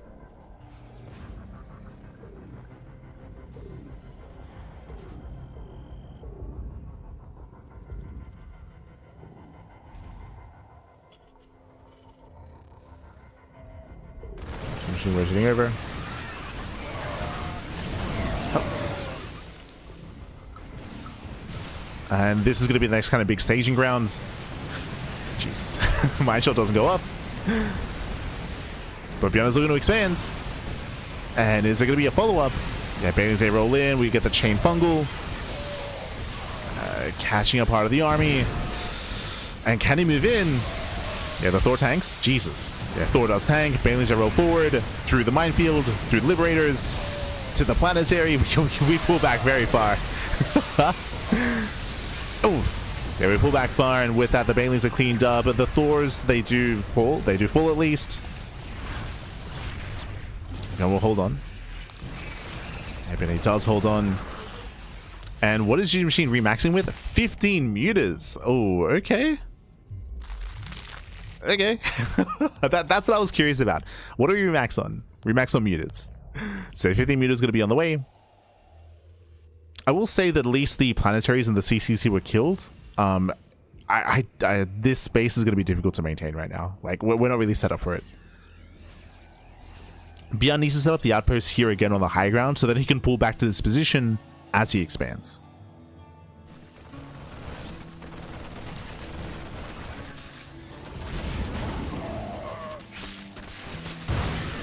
Oh, am I just bumping up? Ghost? Oh no! This is a miscontrol. ByuN! Yeah, ByuN runs into the Bailings. Okay. Machine, can we capitalize? Does give chase. Oof. Once again, brutal mine shots. GG Machine pulls back. And now we're in a situation that is similar to last game. Last game it was ByuN fighting for his 5th. Here ByuN is fighting for his 6th base. And this 6th expansion is very isolated. As we mentioned, unless ByuN sets up here on the high ground, I don't really see him taking this base freely. Or this expansion, of course.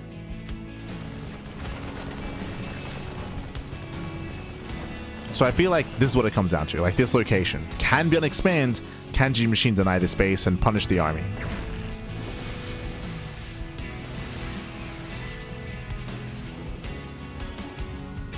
So this is it. When it comes to the arming composition, we have 15 mutas, mainly Ling Bane here for GG Machine. We have 1 Infestor. This area, ideally, this is where GG Machine wants to engage. As ByuN moves down to the low ground. Here comes GG Machine. I'm not like this position here on the high ground still feels very flimsy.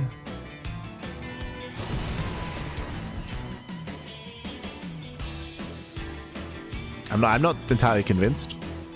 But okay. ByuN's going for it. This is GG Machine's time. This is it. Can he move in? And he will. Yeah, he will collapse in. Might just be going off. Decent mine connections here on the Lings. That's very nice mine connections. Oh my god. Yeah, the mines they pop off for the base is denied. And this is all that matters. Deny the base. Just like last game. Deny the expansion, and eventually ByuN will run out of money. He will run out. Lingman Ultra pushing up the ramp. Ultra's unable to clean up. Oh god. Yeah, a little bit messy towards the end, but let's clean up some of the turrets. Denies the base. At the same time, ByuN takes down top left. Honestly, the microbo shot actually was decent there when it came to the Lings and Ultras moving in, and now cleans up the high ground. Yeah, it cleans up all the high ground. We mentioned earlier that if ByuN can't secure this high ground position, he can't expand. Like, no shot. He cannot expand.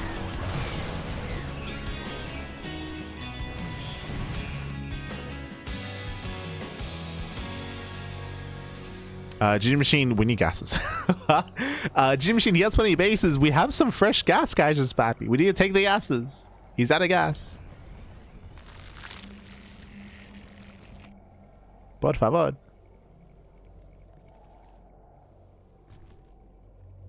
Behind this, GG Machine is remaxing. There we go. Gases are now being taken. Again, GG Machine should have the bigger bank to work with, and the win condition for GG Machine, punish this area. Like, punish this location. Just keep punishing it. Keep forcing some bad fights out of ByuN, and ensure that this base doesn't get up. That's what this comes down to. ByuN once again trying to create some choke points here with these turrets.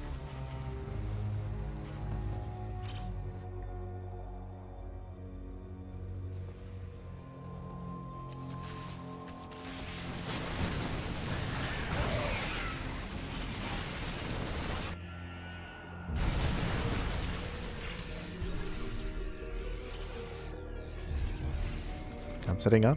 GG Machine rotating towards the center. Can we go on top of the ghost? Not quite. Ghost pull away. GG Machine. This is a little bit ambitious. Yeah, Infestors are being thrown away. Mass snipes going off. Planetary is not going to go down. This is not worth it. No, God no. We just ran into a brick wall. This is why we mentioned that it all comes down to this location here, and this low ground location is very fortified. Like, there's a lot of SimCity, command centers, turrets. That was a very rough fight for GG Machine. And his lack of gas bank is starting to hurt him. Uh-oh.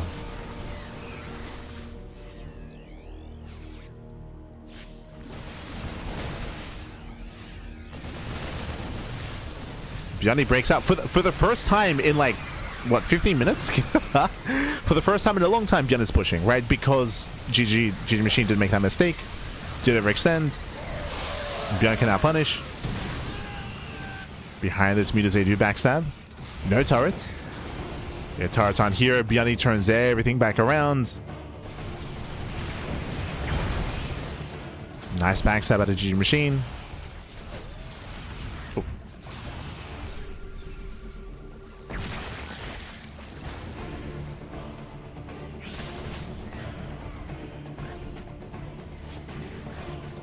Oh.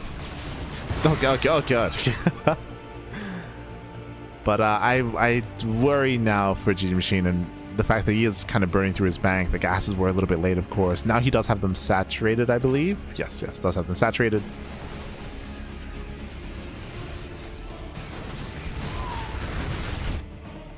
But my concern for our Zerg player here is that ByuN finally got to 6th base. He got it.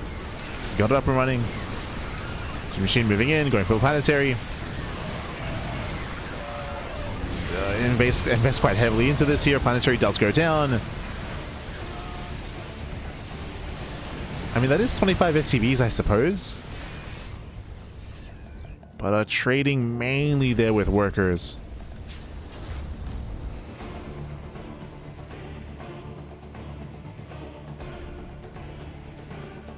And this is all that matters, really. Fresh base. I mean, you can see the Mule Hammer as well.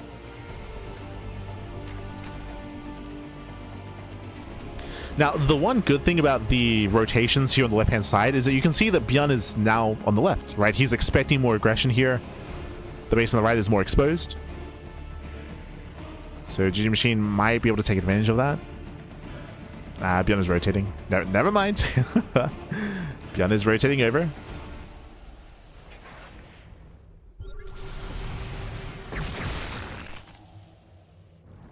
GG Machine, he rotates back around.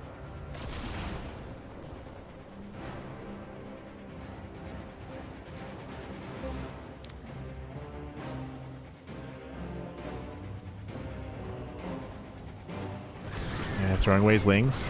You can see he's being very like conscientious about his gas. They move in, they catch out some turrets.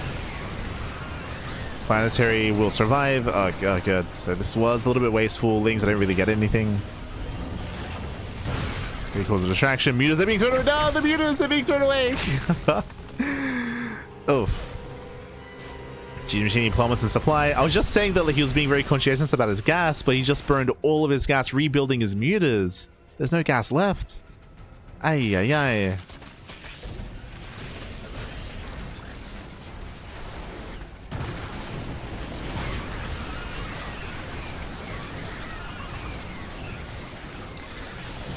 And the scary thing here is that as these bases are mining out, ByuN doesn't really have to dedicate too much of his attention to these expansions anymore and start to fixate here on these fresh bases. We spoke earlier, like a big power spike for ByuN was getting a 6th base. He got it. Now we're getting a 7th expansion. This is huge. This is, again, a massive power spike here for ByuN. Getting another base. Bases that should have never gotten up and running.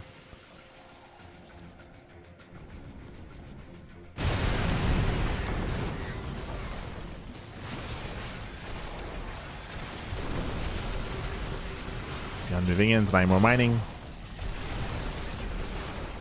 The mine shots. Oh my god. The mine shots are crazy. Jesus. Massive mine connections pulling back to the liberation zones, the freedom zones. ByuN pulls back. This is late. It looks like a Broodlord transition. But the gas isn't really there for it.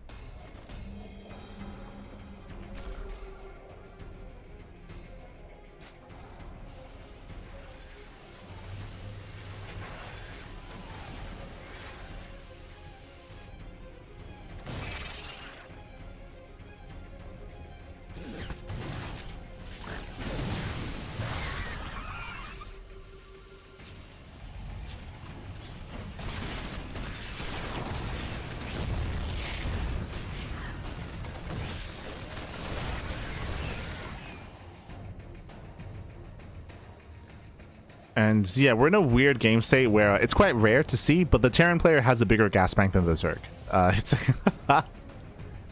It's a concern. No. Go for the Nidus.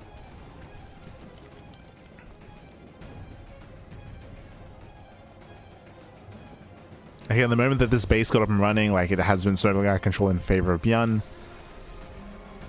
It does feel like GG Machine is scrambling to try to tech up a little bit here. Once again, going for the Nidus. The Hail Mary play.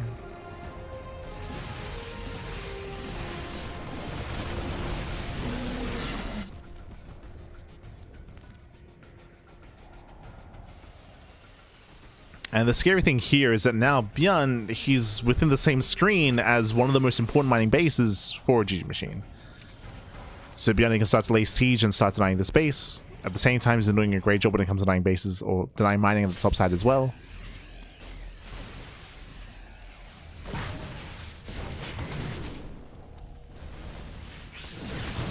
And GG Machine commits. He does try to collapse in. Link Bane rolling forward. CC is lifted. Ghost, they survive. Yeah, they kite back well. They punish the Zerg.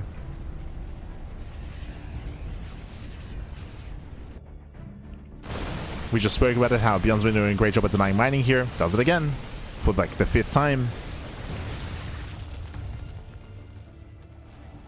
Moves in, pulls away.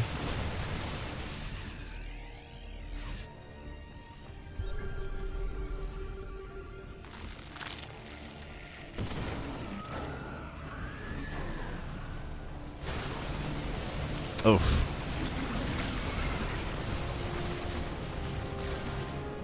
Again, GG Machine can't afford to lose his hatcheries. Not like this. Not like this.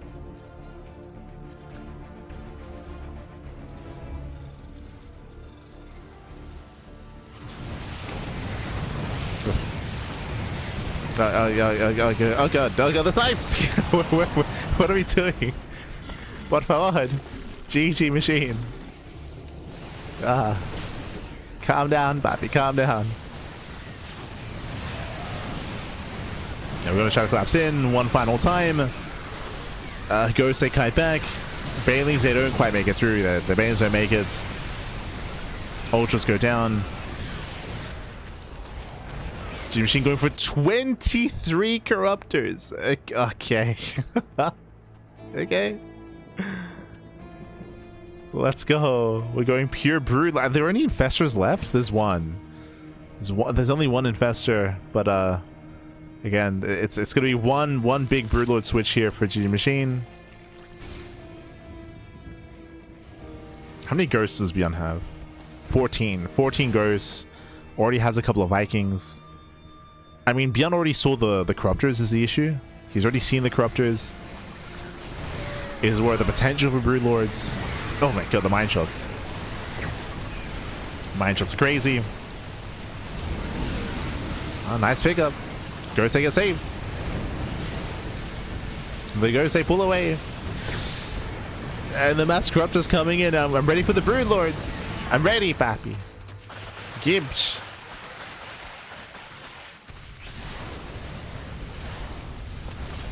We'll kill some CCs, but bleeds out a couple of corruptors.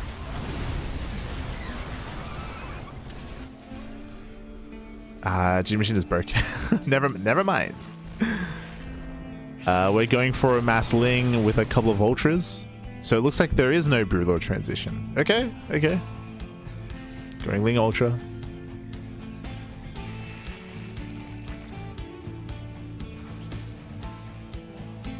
ByuN still has efficient mining going on. This is a relative. I was gonna say fresh base. He's mining through the minerals at least.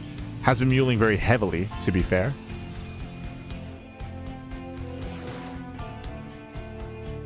There's still a lot of resources here top left, or sorry, center left. So a lot of resources here.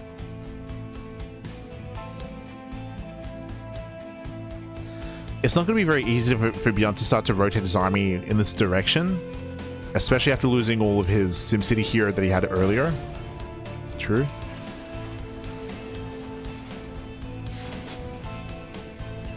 Okay, let's go. Corruptors are tanking the mines. That's a way to use corruptors, I suppose. Tank the mine shots.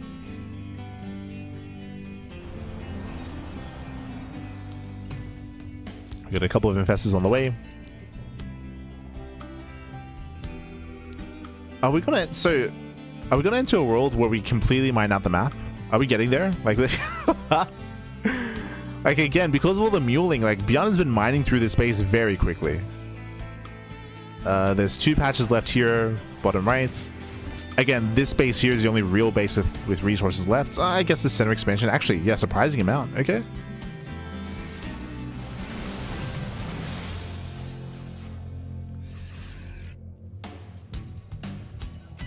Are we gonna mine out the map?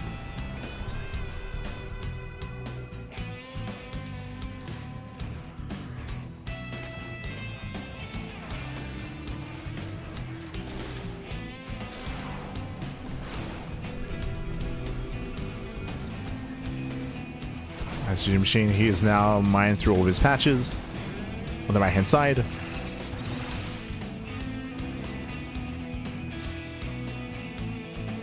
ByuN's also aware of the importance of this expansion as well. That's why he's rotating. Setting up. Jesus. Mass snipes on the corruptors.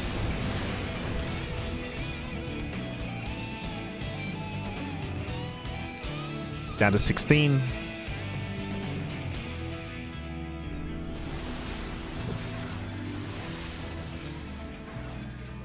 Just as it resets. Okay, we got 16 corruptors, 3 infestors, mainly Ling Bane.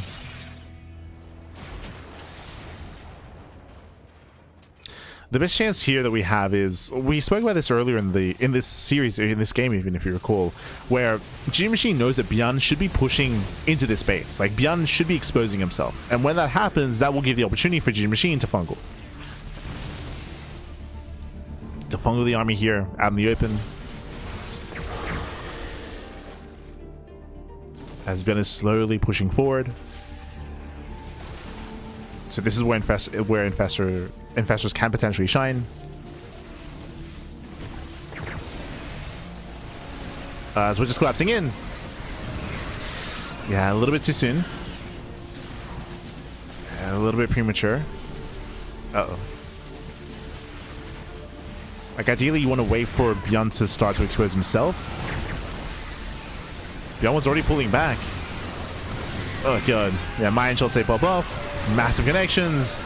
Ultras get sniped. And G Machine is getting impatient. He's getting impatient, pappy.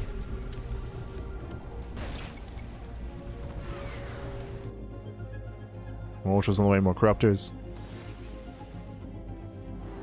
Let him come to you, pappy. Let him come to you. I was curious if he preserved the infestors. He has one infestor left.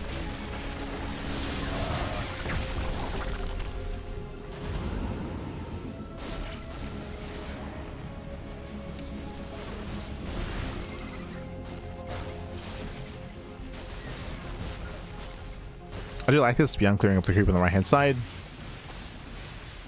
Now within range of the hatchery. G Machine is going to go for it. His hand is being forced. Massive mine shots. And the hatchery goes down. The hatchery goes down. And now this base is up for grabs. This is the final base. This is it. It's the final base, papi. No shot ByuN can take him himself. We got 2 patches left here in the center, and that's it. That's the only mineral patches mining left here for G Machine. ByuN is mined out here center right. He's mined out here as well. Map is mined out. Like, again, this is the final, at least for minerals, the final base left. With mineral patches. Every other base is mined out. Again, these are the final 2 patches here for G Machine.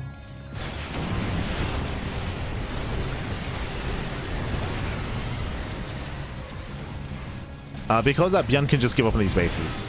Like, it would be wise for ByuN to just relocate, but he's rotating. I mean, he can fight with his turrets, true. He can fight. Gets an ultra. Gets 1. Gets 2. Massive pickups.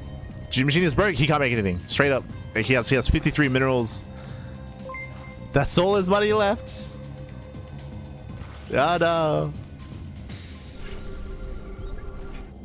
The final patch. Oh, and ByuN knocks down the towers. Ultras are coming in. Oh. If he can corner ByuN, maybe, but nah. Jesus, yeah, brutal snipes.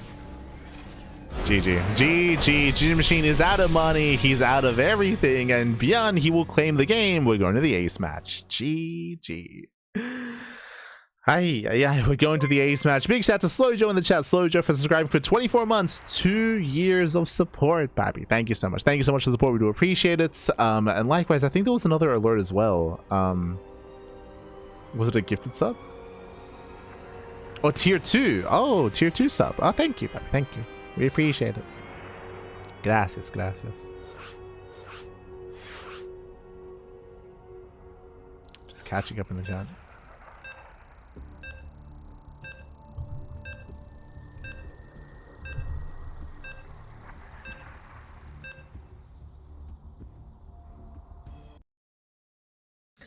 Terran can barely move out on the map because Zerg has infinite lava. I mean, as you saw, the Terran player doesn't need to move out. They just have to deny the fringe bases. Like, that's like, at no point did ByuN ever push through the center of the map. That never happened. You don't need to do that. You just have to deny mining at the fringe expansions. Like if you're setting up for a longer late game, like as you just saw in that game, like all that matters are those fringe bases. And if you can deny mining there and deny resources, then at least from the Terran side of things, that's all you really want to do. There we go. Spawning in the top left hand corner of Rainfall, we have the South Korean Terran player. We have the blue Terran representing Shopify. Tying up the series 1-1, it is ByuN.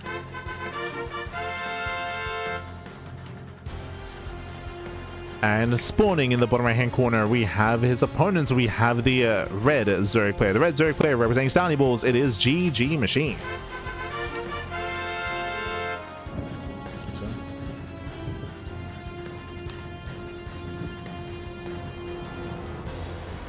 Go.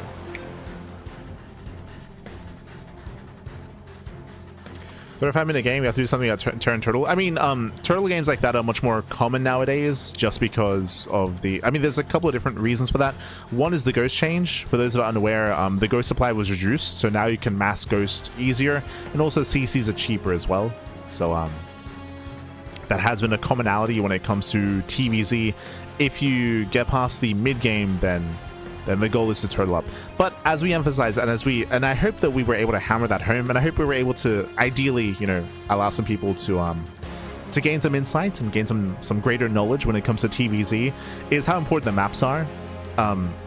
Talking a little bit, 2x Reaper by the way, but talking about that previous game and even game 1. Remember, game 1, because of lockdown, ByuN had a very hard time getting a 5th expansion, right? His 5th base, he never got it. He never got a 5th base on lockdown because it was so far away. Meanwhile, on Sanctuary 3, the 5th base was closer, and we opened the game up talking about the maps and the base locations. And now on Sanctuary 3, the 5 base setup is much more centralized. That was the verbiage that we used. And ByuN had a much easier time defending on 5 bases. But what did he have a hard time doing? Getting a 6th expansion. And this is where I would say the GG Machine messed up. Because if you remember, for a long time there, GG Machine actually had a lead. He was in a better position when ByuN was failing to get his 6th base. And GG Machine was abusing that that area in between the Triangular 3rd and 6th expansion, if you recall. That's what that was happening. And then there was... I don't know what it was in GG Machine's mind, but he decided to rotate and hit the northern base instead. Which one, he didn't do any damage. He just bled out Lings and Ultras, which we tried to emphasize when that happened. We're like, oh, what's going on? He threw away all of his mutas as well. Right after that, he threw away his 15 mutas. And because of that supply loss, it allowed for ByuN to secure his 6th base. And that was a big power spike for ByuN. You can make an argument that that's when ByuN won the game. When ByuN took his 6th base on Sanctuary 3, like that opened up the entire game for him to get a 7th expansion and for him to have a better and a greater economy than that of GG Machine. Like that was I would say a pivotal moment in that game was ByuN taking a 6th. And we tried to emphasize that. We tried to like fixate on that.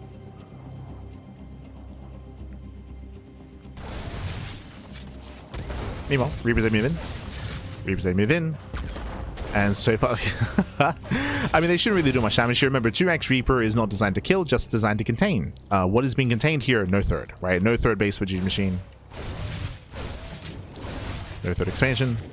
Nice snipe on the tumor. The Reaper shouldn't get much done, but the Queen is low.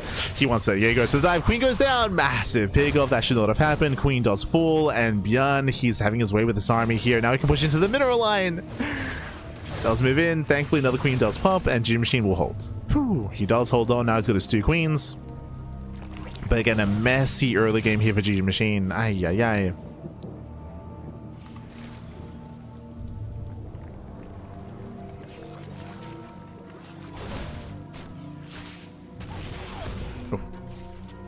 Link speed kicks in, and ByuN is going to be chased down.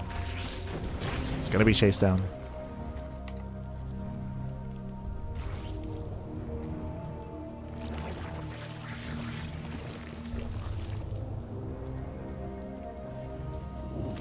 And from here, ByuN is going for his follow-up here, going 3 CC 2-1-1 into Stim. Again, he's setting up for an economic early to mid game. But let's talk about the map itself a little bit here on Rainfall. Now, on Rainfall, the bases are more spread out. They're much more spread out. They're very open as well, very accessible, especially the triangular third. This third base is very, very open. Likewise, I would say the same about the 4th expansion and even the center base as well. The idea of turtling up on Rainfall is very difficult. To achieve that, you need a lot of CCs and turrets, and you have to create your own choke points. It takes a lot here to pull this off. Behind this, hey, what better way to do this than with mech? Double factory, triple factory, we're meching it up. Fake stim, I like this. Fake stim out of ByuN, baby. Ay, ay, ay. He's going for the fake out. Now, if you've been watching StarCraft over the past month, you would know that ByuN has been playing a lot of mech. Not just ByuN, Cure, Maru, Clem, they've all been playing mech. Now, when I say they've all been playing mech, they don't rely on it. They play it like once in a series, like once in a best of 3, once in a best of 5. They do mix it in on a regular basis. Now, this is reliant, though, on hiding the build from your opponent. That's why ByuN is faking ByuN right now. He wants G Machine to play Ling Bane. Ling Bane is less efficient against mech. It's much more abusable. Ling Bane Hydra much more abusable by battle mech specifically. And currently, G Machine doesn't know. Right, he's unaware. What does he need? Roaches. We need roaches right now. Without roaches, it's gonna be a tough hold. Not impossible. It is possible to play Ling Bane Hydra Viper against battle mech, but it's very difficult to pull off. You do need a greater base count, a greater economy, more lava to make that work. And even then, even the best players in the world struggle with that. I think we watched, was it Reina recently, struggle and fail to play like Ling Bane Hydra, but he was also tricked into it as well. Referring to the games on in GSTL. In GSTL.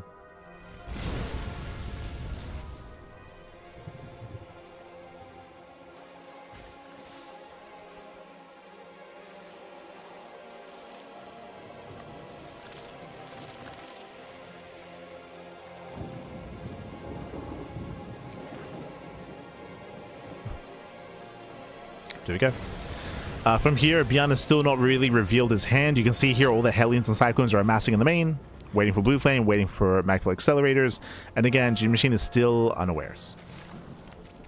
Still unawares. Now, when it comes to Ling Bane, you can deal with this, but you need to surround. You need to be able to flank the army. And the creep is decent, right? The creep is decent. We have to be able to come in from behind, try to get a surround going and lock down the Hellion Cyclone.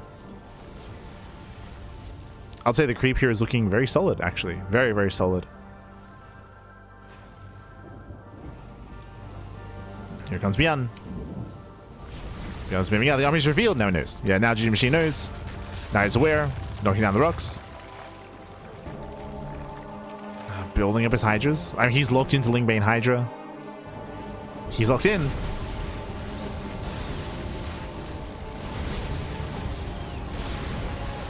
Yeah, getting top of the expansion, does force a cancel. There's a lot of creep to clear up here. And G Machine getting ready for this round. He goes in. Yeah, he goes in. He wants this around, and he's going to get it. He will. He will get this around. Again, we're deep on creep here. ByuN will lose everything. Ay, ay, ay. And again, the MVP of this game, the creep. There was just so much creep that ByuN dove headfirst into. It was crazy. He dove headfirst into all the creep, Pappy. And ByuN, and that was it. Like, when it comes to battle mech, your first big push, like that's it. Like that's your most impactful move out. Now there's no surprise factor. Now the cyclone count was reset, and G Machine, he can run away with it. He can run away with it, Pappy.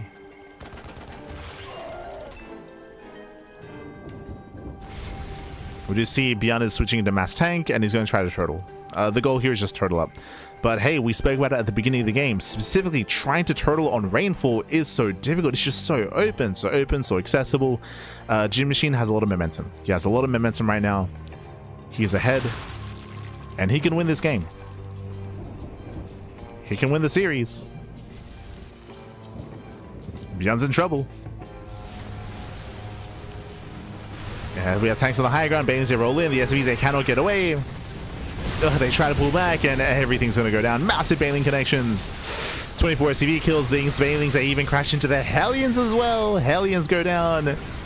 And the tanks may be able to barely hold on, but at what cost, right? At what cost? The cost of 34 SCVs. Critical damage. Production goes down as well.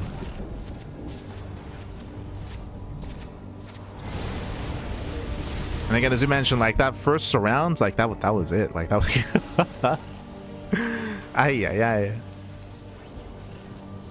Not like this, Pappy. And GG Machine just has to keep building up and keep knocking down the base. Just keep knocking down the expansion, deny mining at the third.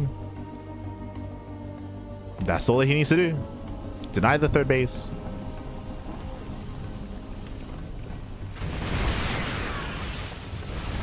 He even just kills kills the CC. Ay. Golden base is denied. Forced to lift. I mean, the tank count is building up, right? This is a heavy tank count here. But sure, tanks are nice. You know what's better? Vipers. Like, Vipers are amassing. Blinding Clouds are going to be available here for GG Machine. He's building up his Ling Hydra, his Viper.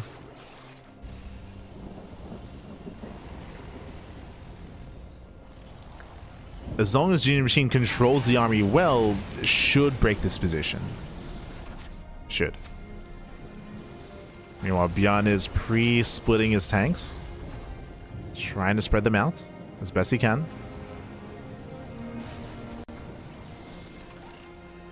Spreading his tanks. Vipers, they're gathering energy as we speak. Here they come.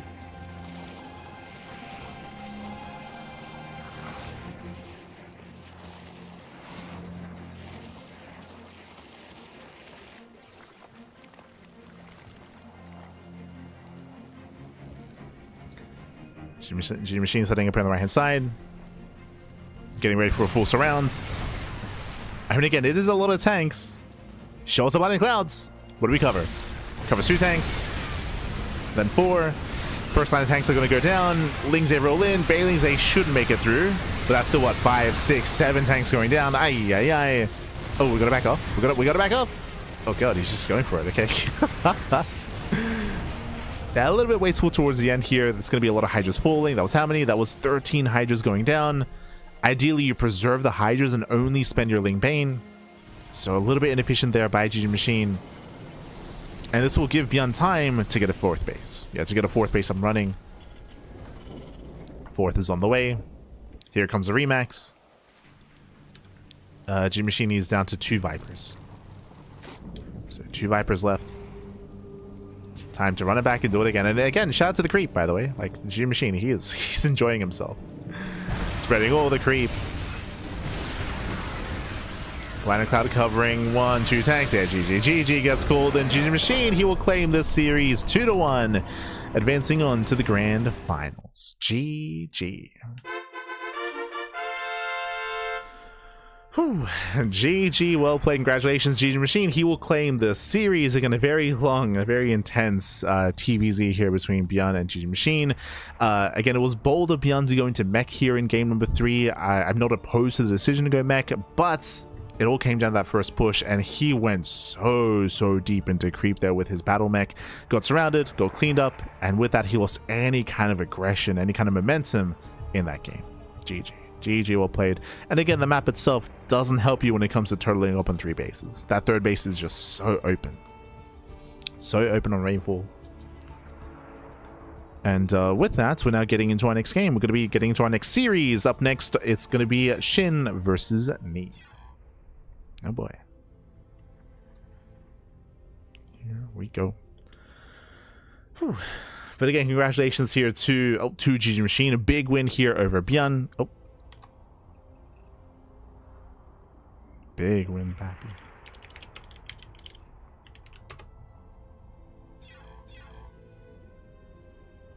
So we're getting ready for the other semis.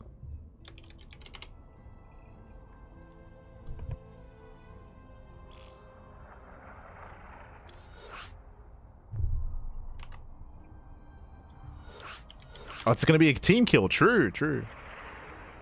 It's gonna be the team kill. Neeb versus SHIN.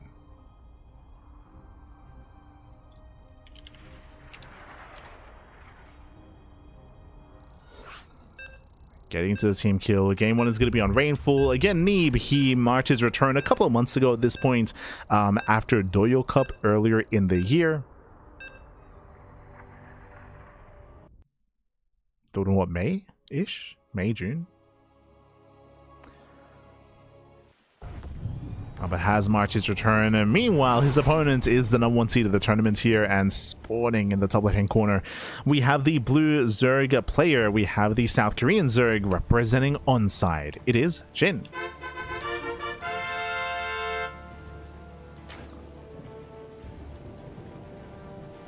And spawning in the bottom right hand corner we have the we have the American Protoss player. We have the red Protoss representing onside as well as their teammates. It is Neeb. The return of the foreign hope, Bappy. Let's go. He's here, he is back, and we are getting into our fresh best of 3 again. If you're in the chat, you know what time it is. It is Gamba time. Predictions are open, and place your bets on who you think will claim the series. Coming into this, SHIN is the favorite player, but so is Shameless. Remember, Neeb, he took down Shameless in the previous series, which was a big win for Neeb. And we'll see what he brings to the table here in PvZ. A matchup that is notorious for non-stop all-ins or just heavy turtle play out of the Protoss player. Currently playing standard, like quote-unquote standard, playing mid-game oriented is not really viable. It's not really viable here, outside of doing so after gaining a lead after early economic damage or early critical damage. So we'll see how Neeb does open up, whether we rush into Sky Toss, whether we go into Glaive of Depths, whether we go into a Charge all-in, Immortal Sentry, like Soul Train all-in.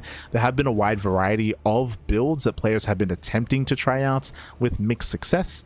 Whether it's against Sentry-based all-ins, Adept-based all-ins, Immortals, like you name it, it's been done. So we'll see how Neeb plays this out. For now, Hatch Gas Pool. We do have our relatively standard opener here out of SHIN, going for the unnatural natural, forced to do so by the probe. Meanwhile, welcome to Rainfall. Now, Rainfall, this map favors aggression. We saw this map previously. We emphasized just on this map specifically, it is so difficult to be the defending player, right? To defend your third base, to defend your fourth base. These bases are very open. They're very open, they're very exposed. You saw them last game, right? You saw ByuN struggle to defend on 3 bases. And this is applicable to the Protoss player in this kind of situation.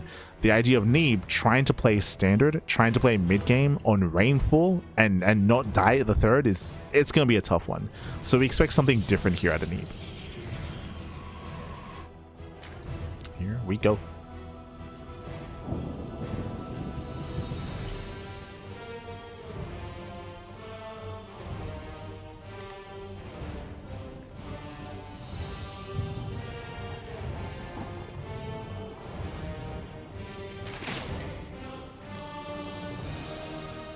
There was an actual strategic solution to be aggressive for Terran. ByuN will be doing it. I would push back against that. If you're familiar with the meta right now, I mean, it's kind of similar to what we just said about PvZ, right? It's either be hyper aggressive or try to turtle up. For TVZ, it's very similar. If you've been watching a lot of TVZ from players like Clem, ByuN, Maru, I would say that in the previous games, ByuN, he was a little more... I was going to say a little more willing to be more defensive and to relinquish map control. I think I would say that about game 2. I don't think I would say that about game 1 though, to be fair. I think he was being very active in game 1, but that's usually what you expect. You expect like heavy drop play, heavy aggression out of the Terran player, denying the bases and fighting the Zerg player and making it difficult for them to get up to 80 workers. That's kind of what you expect to see. And then when that fails, then turtle up, right? Then you just turtle up and you head into that like hyper late game.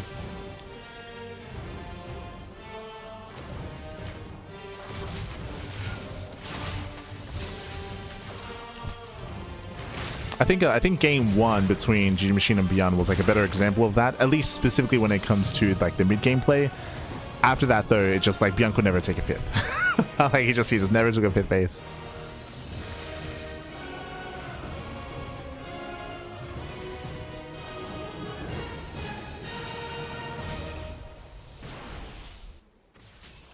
For now, though. Now going to be opening up again. It's going to be a Stargate opener out of Neeb. Does open Stargates into Oracle, into a third. From here, we're waiting for the follow-up tech of choice, waiting for the timing of the Twilight Council and the timing of the Forge. That's what we're waiting for.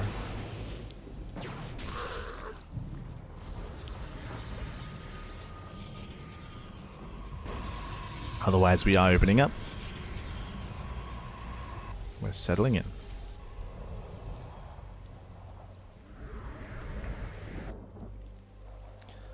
I will say as well that after this series, we are going to be going on a short break. Gonna give veggies to the bunnies, pappy. True, true. Give him veggies. That'll be before the finals. And we also have the raffle as well, true. We have La Rifa, the raffle, pappy. Seeing as they come over this round, they do catch one of the adepts. They catch both, actually. Oof, yeah, both adepts go down. Lings, they apply pressure to the third expansion. And can SHIN force a cancel? Okay, there we go. The other oracles will arrive. Thankfully, SHIN has got 12 more Lings on the way. SHIN, he wants the third. He wants it. Again, it is triple oracle, though. And one of the oracles is out of energy. The other one is activated. More Lings rallying. On the flip side, if these Lings fail to do any damage here, then this was a big investment for SHIN. Goes back in, collapsing on the Stalker. Stalker is going to go down, but the Oracles, they just go to town on those Lings. They go to town. So far, very nice defensive position. And I'm afraid to look, how many Lings have SHIN thrown away? 36. Jeez. 36 Zerglings here for 2 probes. For 2 probes and 2 adepts. This was not worth it. This could have been drones. This could have been a full mineral line. This could have been a faster 4th base. So late 4th expansion for SHIN, late drones, late saturation. Messy early to mid game for our Zerg player. Maybe not respecting Neeb enough here. Respect Neeb, Pappy. That was 40 Ling kills in total. Getting a lot of Zerglings thrown away. I'll say just overconfidence out of SHIN. Overconfidence. Tries to move into the mineral line. Oof. Doesn't kill any probes. That was really clean worker micro, by the way. I want to emphasize that. that was clean.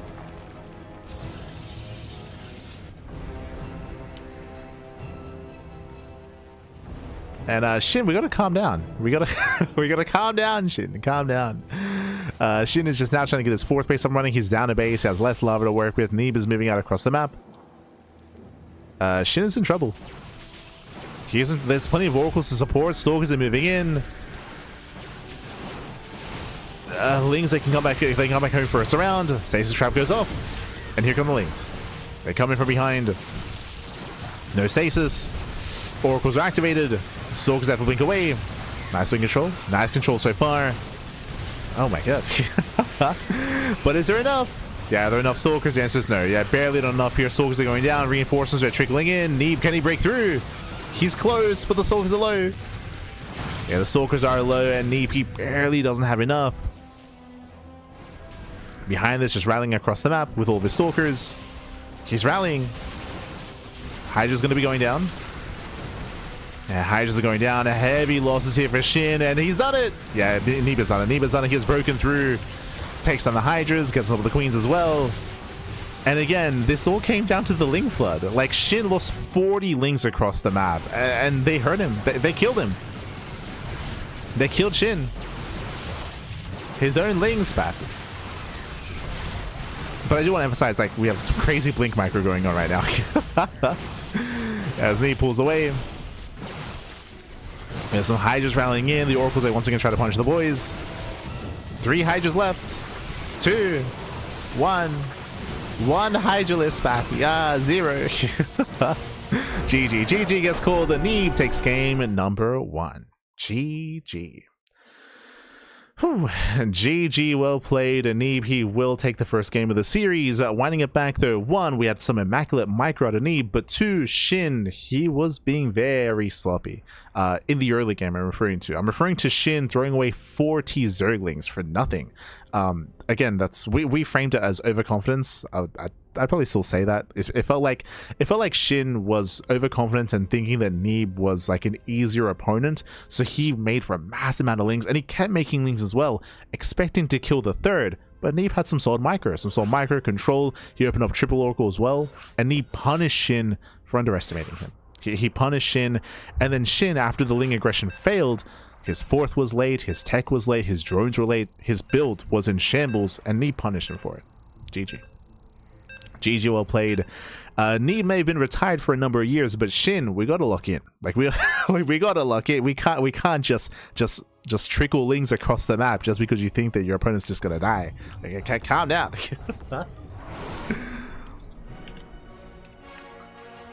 So overconfidence there out of the Zerg player, and we'll see if he can recover as spawning in the bottom left-hand corner. Oh.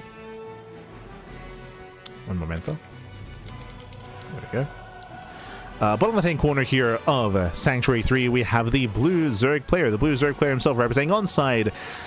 Down in the down in the series, we'll see if he can bounce back and make a series out of this. It is SHIN. We can't just go for random ling floods. Spawning in the top right-hand corner, we have his opponent. We have the red Protoss player, the American Protoss, representing onside, showing that you gotta take him seriously, pappy. Otherwise, he will punish you. It is Neeb. Let's go, baby, let's go. As Neeb does take a lead in the series here, again, punishing SHIN for being just overly inefficient at the start of game 1. And I feel like game 1 was a wake-up call for SHIN. I feel like it should be, right? That's like a splash of cold water in the face. You're like, oh, okay. Like I gotta play some StarCraft. That's true. You gotta lock in, baby. SHIN forsake the unnatural natural. He's like, yo, this guy can play. That's it. He can. He's crazy.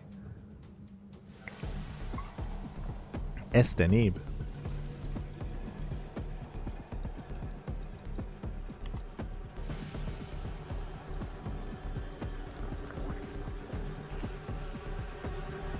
So here we go.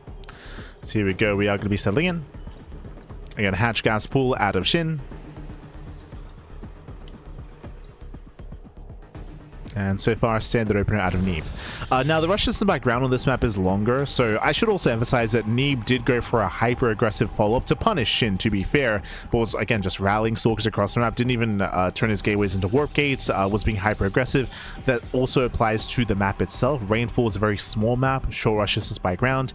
Here, we should be seeing something very different out of Neeb. And likewise, SHIN shouldn't be going for any kind of random ling flood early on either.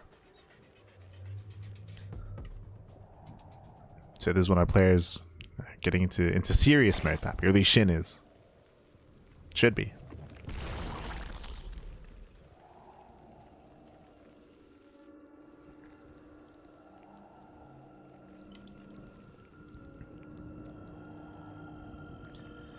So from here we're going to be opening up. Once again, we're expecting a Stargate opener out of Neeb. Is the follow-up that I'm most curious about.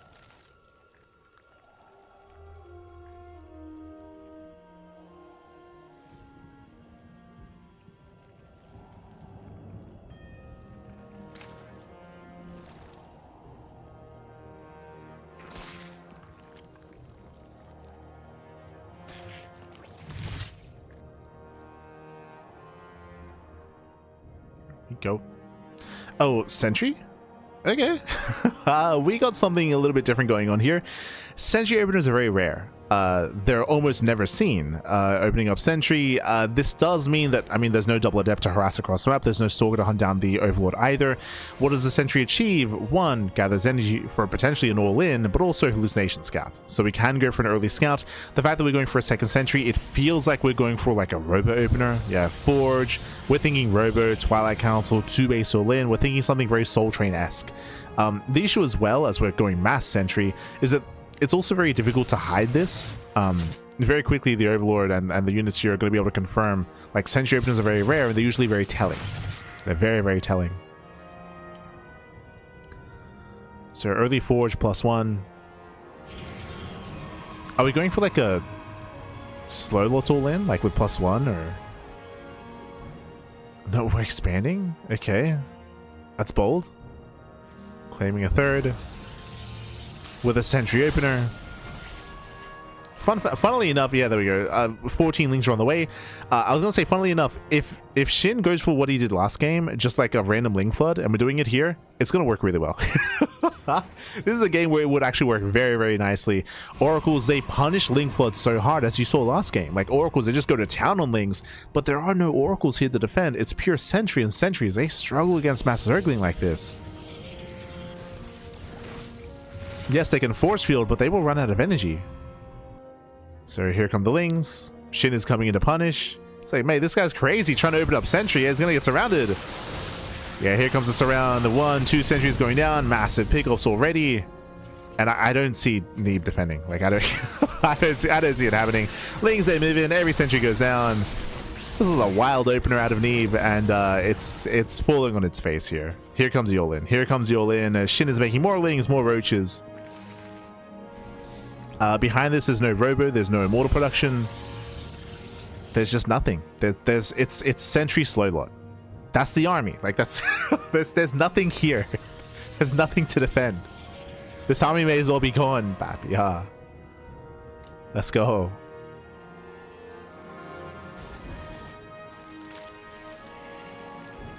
SHIN is getting ready for his all-in. Again, just to punish the opener.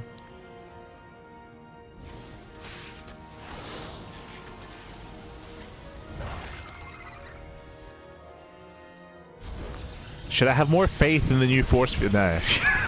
No. I mean, they're going to buy time, true. They do buy some time, but the Ravagers, they move forward.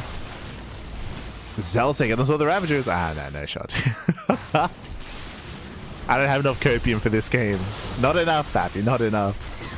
As Ravagers, they waddle in, they focus on the Zealots, they focus on the sentries. As we mentioned, as we try to emphasize, there's just nothing here. Lings, they collapse on top of the Stalkers. GG gets called, and SHIN will take game number 2, tying up the series 1-1.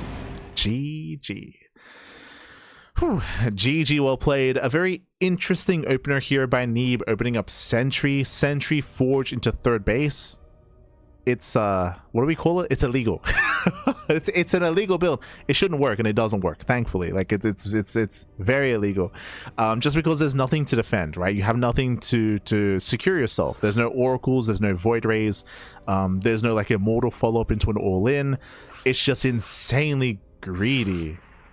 It's because, like, I'm trying to think, like, are you trying to force a certain reaction maybe and trying to like fake an all-in? But even if the goal there is to like fake a soul train, you're still forcing out an army. You're forcing out Ling Roach anyway. So it's a very bold build. Very, very bold. Hope I never see it again. It's bold, Pappy, bold. But here we go. We're getting into our next game. We're getting into the ace match. Let's go. Spawning in the bottom right hand corner of At Attorney's Edge. We have the blue Zerg player. We have the South green Zerg representing onside, tying up the series 1-1. It is SHIN. And spawning in the top left hand corner, we have his opponent. We have the red Protoss player. The red Protoss representing onside. It is Neeb. The American Protoss. Let's go. I think I'm trying to, looking back on like the heavy, because he had like what, 6 sentries. There's a world where if that's the thing, if he's not caught out in between the bases, which he was, unfortunately, if he's in the mineral lines with batteries with SimCity, could he defend against Ling harass? Yes, but I'm thinking about like the same situation, except Neeb is like in the mineral lines, like behind like SimCity.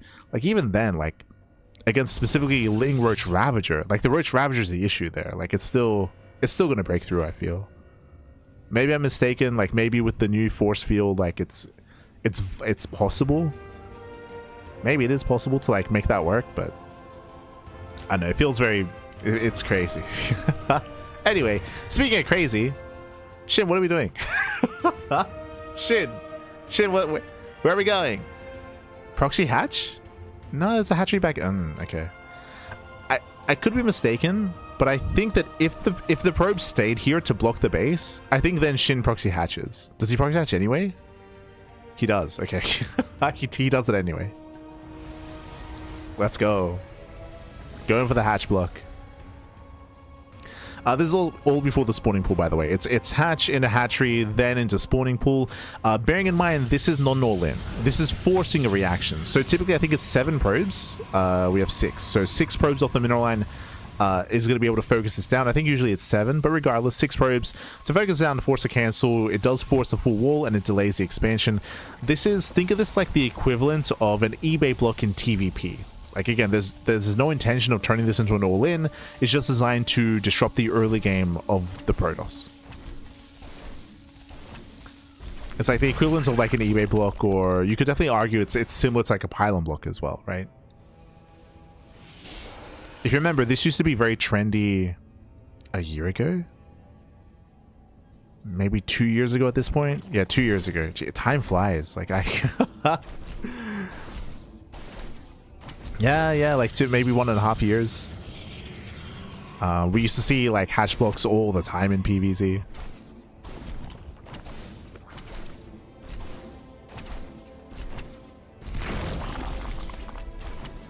In relatively modern times, like 2 years ago at most.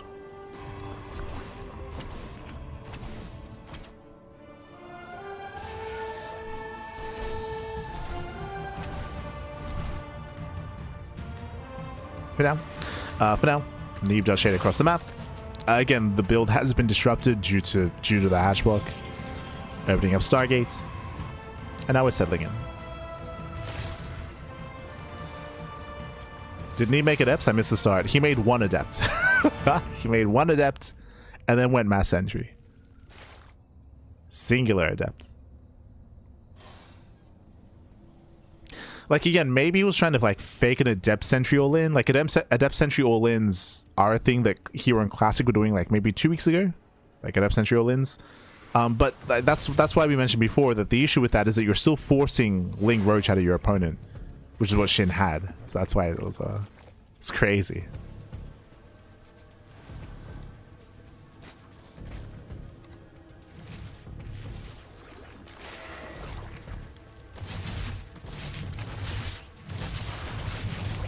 As absolutely shit in. Getting 1 or 2 drones. Trying to pull out. So Ling's with this around. Nice catch. Very nice movement here by Shin. Takes on 1 adept. And is hoping for the other. Nice setup. Yeah, it takes down. Oh, does force shade. Does barely shade away on 2 HP. Neeb, get out of here. Neeb, he pulls back. He pulls out.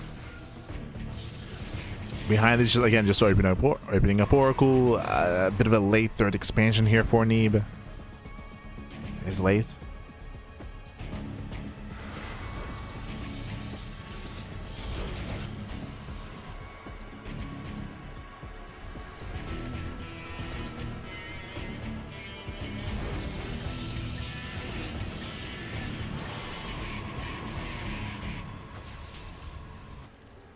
Oh, and Neeb is going for a robo. Oh my god. Okay. Robo follow-up out of Neeb. This is different. My first inclination is to think of Stasis goes off, catching out 2 drones. But my first inclination is to set up early Immortal production, but this may be for early Colossus. It's very greedy though. It's very tech heavy. Very, very tech heavy here. Bearing in mind we're going to be foregoing like Blink Stalkers or Charge Lots, so the gateway composition is going to be very weak in the mid game. In favor of fast robo, and we're expecting a bay alongside this, right? Like +1, like Forge, +1 into bay, into Colossus, into like +2? Question mark? Yeah, there's the bay. If you remember, there was a build that Showtime and Creator used to embrace. This was back in the Altitude era. So this would have been in EPT, like maybe 2023, or whenever Altitude was in the map pool. where was this build where you'd open up Oracle, then you go into Robo, into Bay, into Colossus production, and then I think you push with 4 Colossus with +2. But I think it was double Robo. I think it was double Robo, double Colossus production. Then you push with +2. But it's been a while since I've seen that. Wings, they collapse in, catching out 1, 2 adepts. Oh god, this is already getting out of hand. There's no battery. Yeah, there's no battery. The Oracle's out of position. Lings are trading well, getting on top of the sentry as well. Thankfully, battery does barely finish in time. And here comes a Colossus.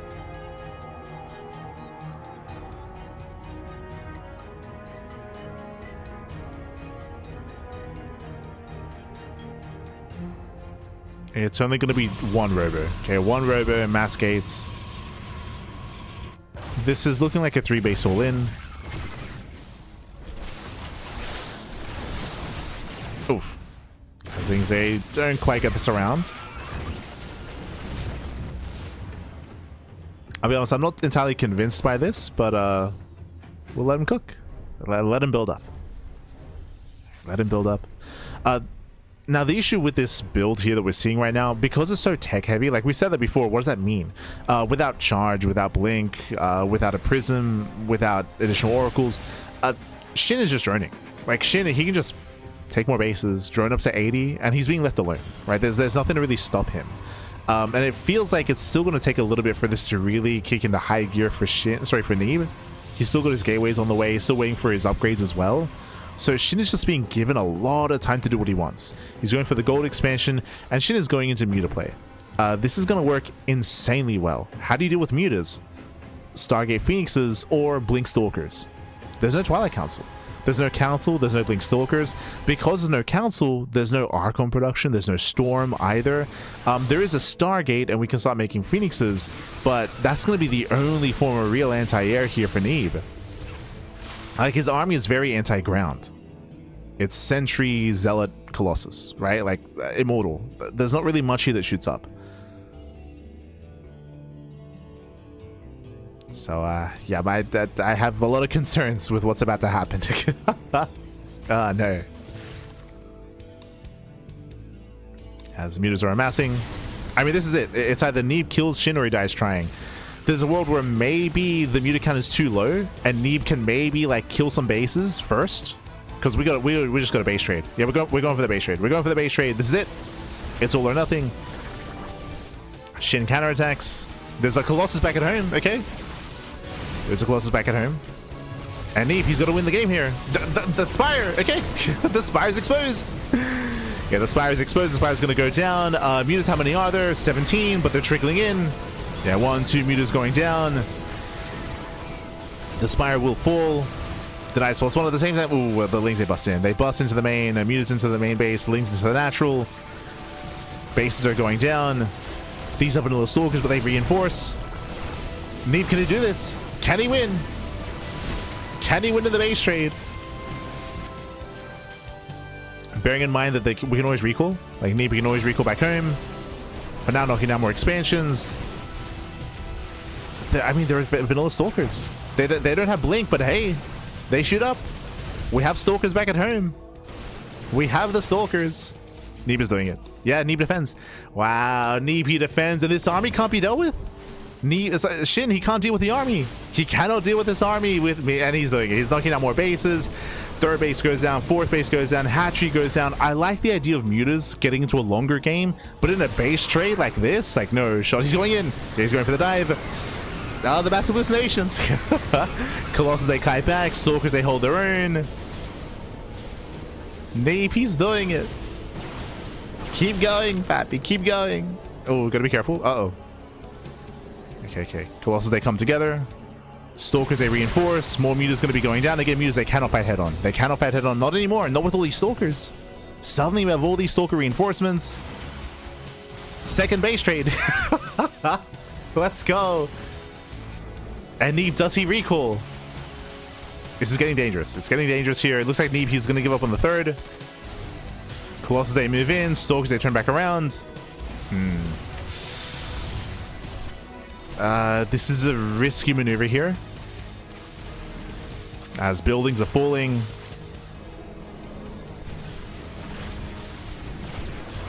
Okay, mining is going to be denied. Nice clean with the roaches. He cleans up the roaches. Every probe is going down. Neeb is down to 0 workers and he's down to 0 bases. Yeah, no Nexus left. Uh-oh. Yeah, 0 bases remain. That means he can't recall. Yeah, he cannot recall. These Colossus are being thrown away. Ah, they're being thrown away, papi. Oof. And SHIN still has mining. This was not it. This was not it. Neeb, he threw away his Colossus. He threw away his Immortal as well. He does have Stalker Sentry, but he can never move out. If he ever moves out, he will lose these buildings, and he has no probes. He has no probes. There was a way that Neeb could have won this game, but the issue right now is that SHIN has a base fully mining. It's fully mining. It's fully operational. And again, if Neeb ever moves out, SHIN moves in. Ay. More hatcheries are being thrown down. More bases being thrown down. Not like this, papi. Not like this. Yeah, here comes SHIN. He's going for the elimination. Going for the final buildings. Neeb, he turns back around, out of position. More buildings falling. Ay.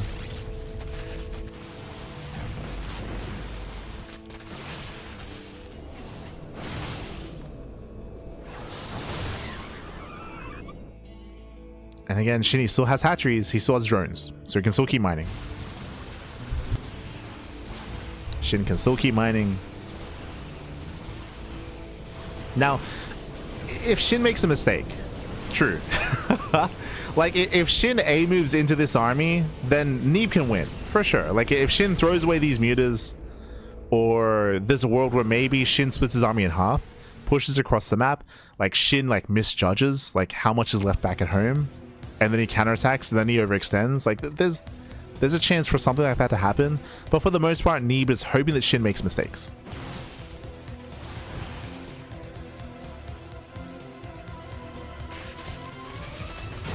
There's on the way. Yeah, GG. Yeah, we can't just hope on SHIN to make mistakes. So that SHIN, GG gets called, and SHIN, he will claim the game. He will claim the series. GG.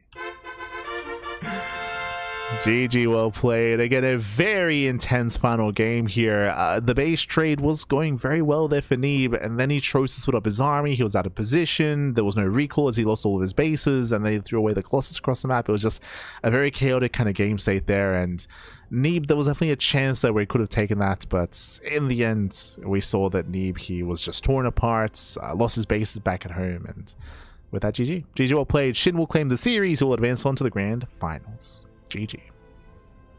GG. Whew.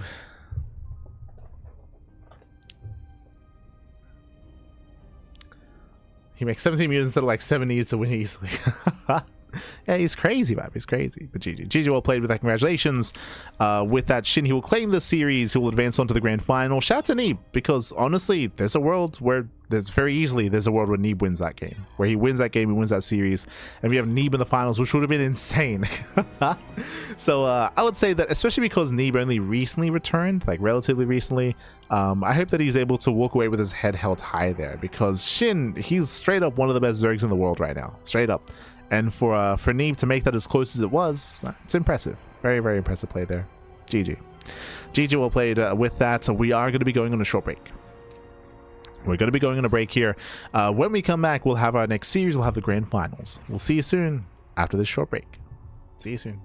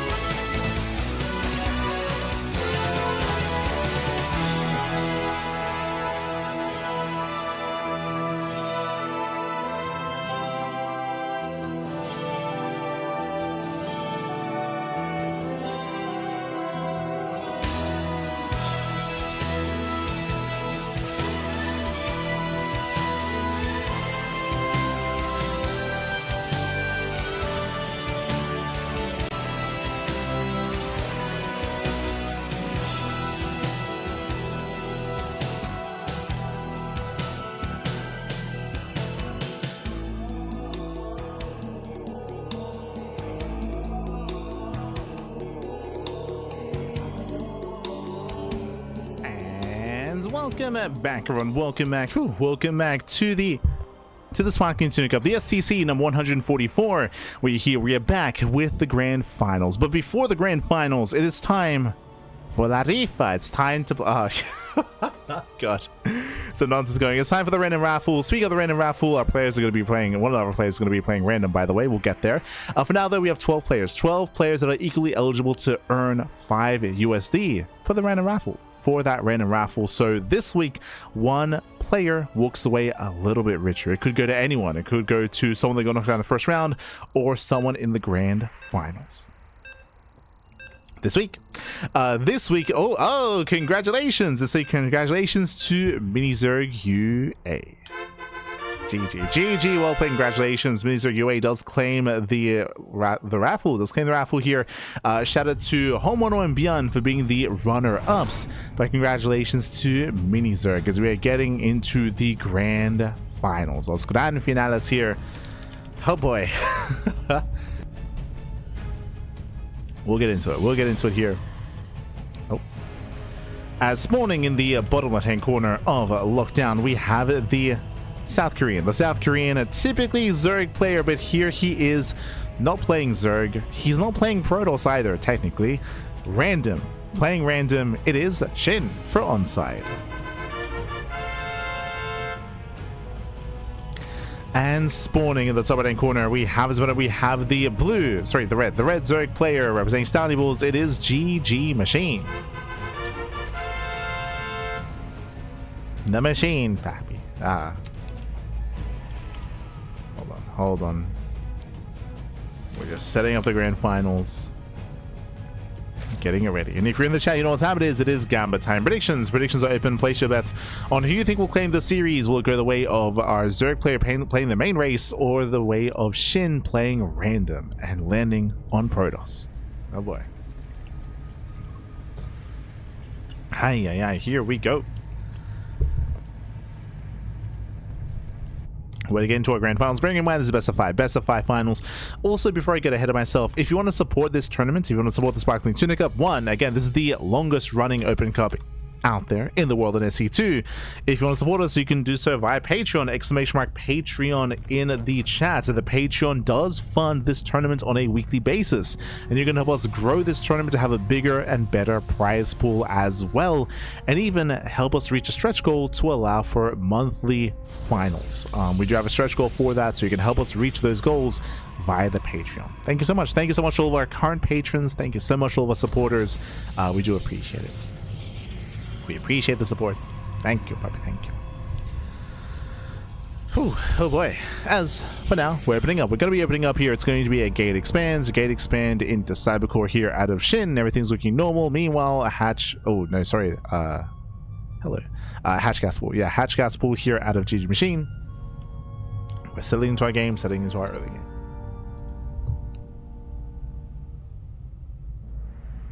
See in the chat. Is SHIN toss? SHIN is playing random. It's playing random.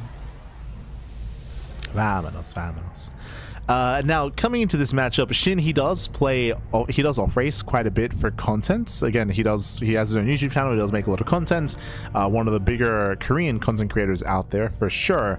So his Protoss isn't bad. His Terran isn't bad. Is it better than GG Machine's Zerg though? I'm not confident. I don't have that much confidence in the off racing of SHIN, but maybe I should. Right? Maybe I should. I'm sure he's got some builds. I'm sure he's at least GM, of course. He's around 6. I'm sure he's around like 6k. But we'll see if that's enough to keep up with the machine. Let's go.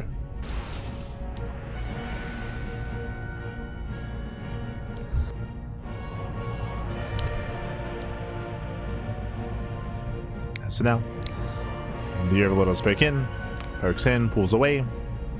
Again, just Stargate opener out of SHIN. Everything's looking normal so far. Stargates into Void Ray. Oh, are we tempted to rush into Skytoss? Is the temptation there, Pat? Oh, no. Is it there?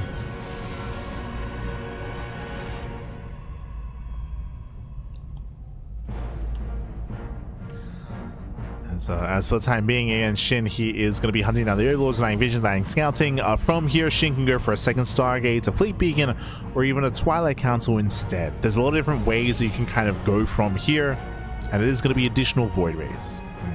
Okay, bold move.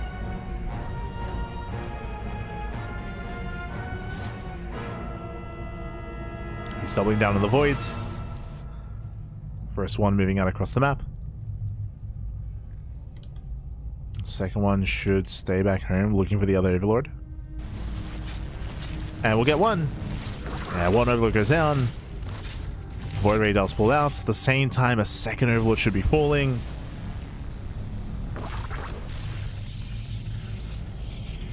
And so far so good. Sniping two Overlords.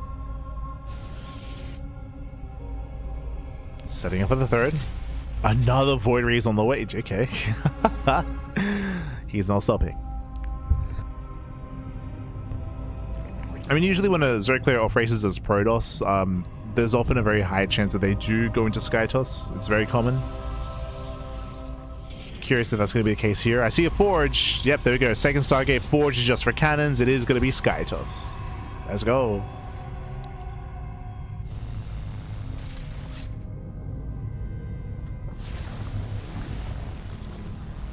It is again commonly seen when we do see Zergs off racing.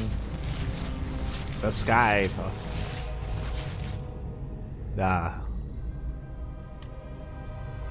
I'm saying that we're still missing the Fleet Beacon at least. That's what it is. Moving in. G Machine is still just droning, saturating, building up. There's the Fleet Beacon out on the way for the Fleet Beacon, for the Tempest production, for the Mothership as well. SHIN is building up. Oh, catching out another Overlord. And the shit's deny the base. Not quite. Yeah, not quite. There's that recall back home. Lings they attempt to run by. And seeing 2 Void Rays and seeing the Forge, this should be a tell, right? This should be... Oh, I mean, who's going to confirm? There we go. He does confirm. He brings down the front door. There's no battery at the natural. Big misstep there. Mass Void Ray is confirmed. And the correct answer here is going to be Queen Corruptor. Queen Corruptor with Spellcasters. Going into Hydra tech. I mean... short term, Hydras are good against Void Rays, that's true, but I mean, we don't really expect this to be Mass Void Ray, do we? Wait, do we? Is the Fleet Beacon just for Flux Veins? Are we actually just going to go pure Void? No shot. We are. He's just going pure Void Ray, okay. Okay. Hydras, they can hold their own. Lings are trickling. This is, I will still say this is scary. Like, Hydras, they don't really scale too well into a longer game, not against Sky Toss. So I'm still concerned for GG Machine. There we go. This is better. Spire is now on the way. We need to get ready for that Spire. You could make an argument that it would be more efficient if we had just skipped the Hydra and just went straight for the Spire instead and just going Queen Corruptor from the beginning into like Spellcasters. I think I would stand by that as well. Going Hydra first here is risky. It does mean that there's going to be faster anti-air for sure. Queens, they rotate. But the thing is that the Queens could have done this as, like, on their own, and they do, right? Like, Queens would have been enough to defend initially to buy time for Corruptor tech.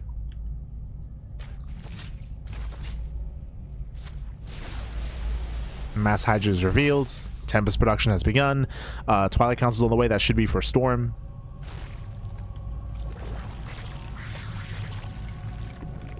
I'm worried for our Zerg, but we'll see if we can maybe hit Shin before there is Storm and before the splash damage. True. With all these Hydras, you can go for a big all-in. You just go for a big timing, a big all-in to try to break the Protoss before Sky Toss. Let's go.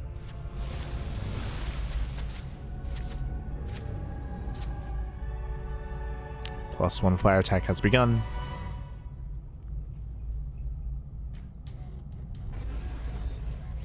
Is that recall? Charge is on the way. No Storm yet. Going for charge, building them to Zealots.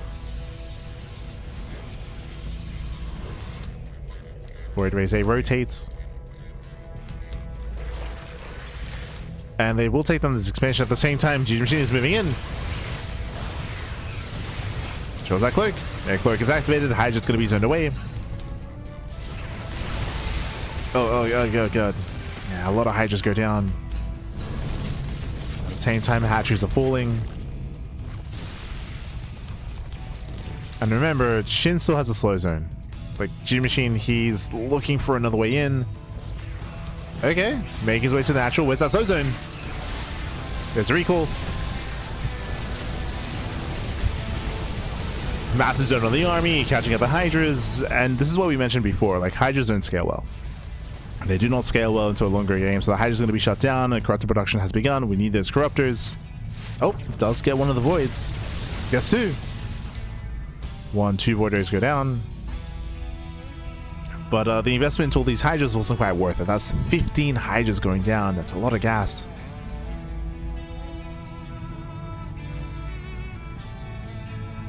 Ay.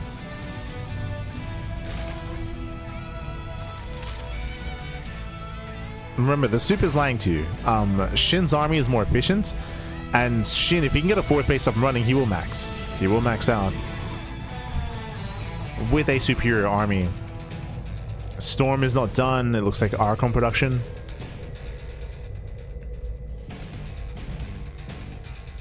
Getting ready for Archons.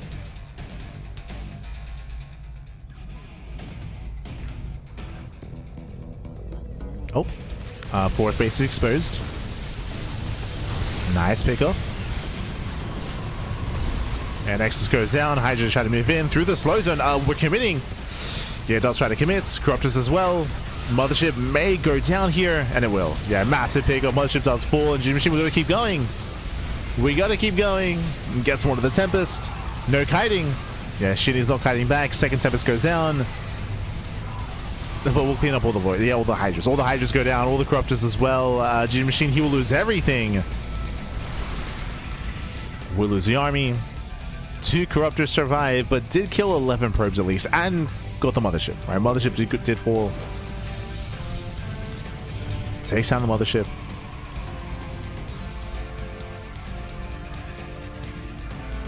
GG Machine is backing up. He's remaxing. Working towards a hive, second spire. And this is still okay for GG Machine, as long as he can deny the 4th base. The 4th is still not up.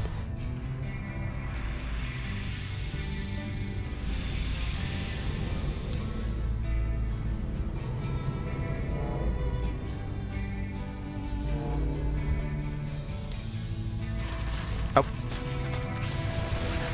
He's a move in. Oh, that's a kill. That's a kill, not a cancel. Nice pick off there by GG Machine. Takes down the Nexus. Delays SHIN. But SHIN is maxed. Like SHIN, he has maxed out. Storm is almost complete. SHIN, what are we doing? Being a little bit premature here is pushing pre-Storm. Yeah, Storm is not ready. SHIN gets surrounded. Yeah, Zelt's going to be going down Archons as well. SHIN with an anti-timing here, an anti-move out. Yeah, very premature. Zelt's will find some damage though. Catching out 2 queens, getting into the mineral line. SHIN pushing forward. GG Machine out of position. Yeah, he's out of position. Another base going to go down. SHIN, so SHIN, he can always recall. Assuming he gets the expansion. There we go. Oh, is it too late? It's too late to recall. Hydras are just behind him. They start to step forward. 12 drones, they go down. So you got 12 workers here, but again, some heavy losses there for SHIN. Losing Archons. Losing High Templar. There's no Storm. Oh, there's one. One Storm lands, but alas, it's not going to be good enough. Hydras, they start to step in. They take down more of the Void Rays. And again, SHIN was just too cavalier. He was just too cavalier. He pushed out too soon. He bled out so many units. GG gets called, and GG Machine takes game number 1. Whew, GG. GG well played. GG Machine, who will claim a lead in the series. Again, SHIN, he was maxing out. He was getting a 4th base. He was building up his army, but he moved out a little bit too soon before his upgrades were done. Lost a massive chunk of his army, and then it just all snowballed from there. GG. GG well played. Messy game. It was a messy game overall. GG Machine will claim a lead, and we'll see if he can extend that lead. Oh, as we're loading into game number 2. Sanctuary 3.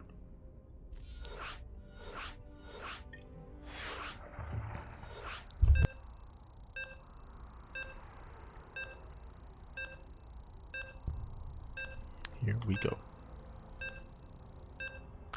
It's a normal thing he does. If you're running to SHIN off racing or playing random, not typically. It's not as often as like hero off racing or some of the others. Oh, let's go. As here we go, spawning in the bottom-hand corner of Sanctuary 3, we have our South Korean, again, typically Zerg player, but here he is playing random, and this time he lands on Terran, not Protoss. Representing on side, it is SHIN. And spawning in the top right-hand corner of Sanctuary 3, we have the red Zerg player. We have the red Zerg representing Stanley Balls. It is GG Machine. Let's go. Let us go.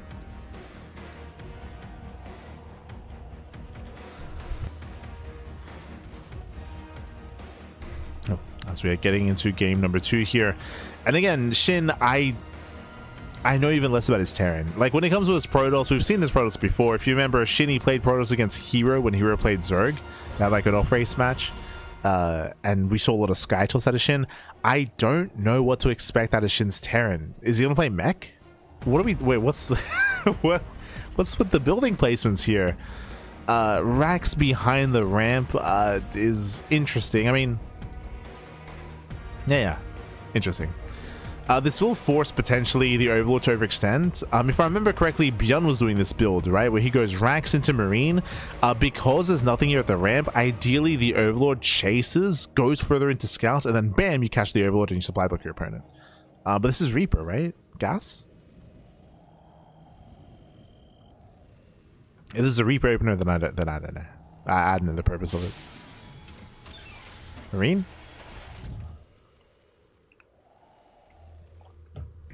Reaper, never mind. So Reaper opener, it's an odd SimCity, odd setup here. It tells me that the SimCity is going to be a little bit weaker and more vulnerable to like a Roach All-In, for example.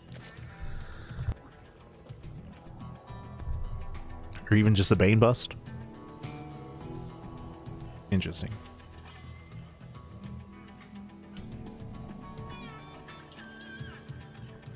So now we're going to be opening up. So Rax expand here. I mean, the other thing that this could be is just trying to force an overreaction, but the Overlord gets here too late anyway for that. Yeah, Reaper moves out. G Machine just pulls back.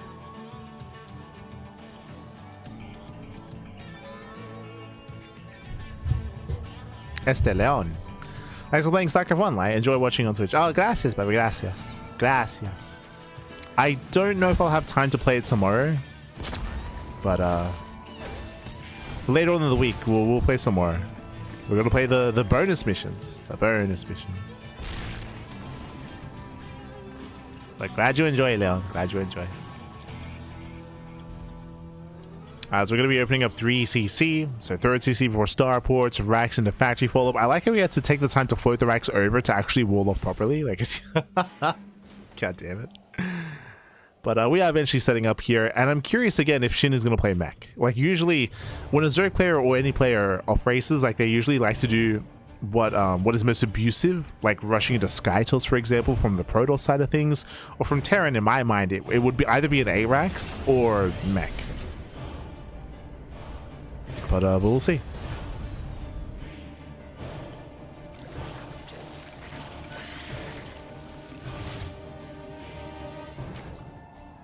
I mean, ARAX is a very out of meta. That is true, but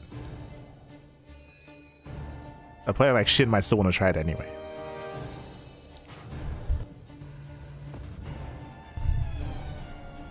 Also, do apologize if you're hearing the constant muting, but my voice is a little bit sore. It's been a long day. It's been a long day. We had a 5-hour Broodor stream before this. It was it's brutal, Pappy. It's brutal.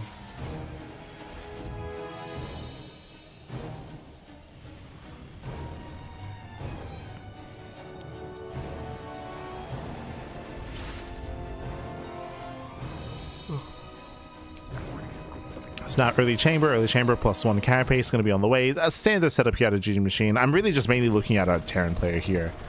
I want to see how we open up, what we get into as we claim a third. Overlord Scout is attempted. Gonna be shut down. Did SHIN tell race, or was your machine completely in the dark? He was completely in the dark. SHIN does not play. He does not tell race. Like if you're playing random, like you shouldn't. If you do, like you're. Yeah, I mean there are some that do. Like oh my god. He's on Hokago T team.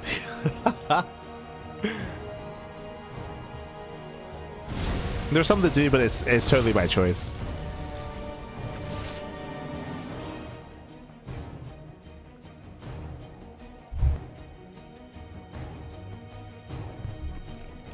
Now that we're claiming our third, building up our Hellion Banshee, and there it is mech. There we go. That's kind of what I was waiting for. If you remember, I was assuming it was either going to be an ARAX or mech, and it is going to be mech here.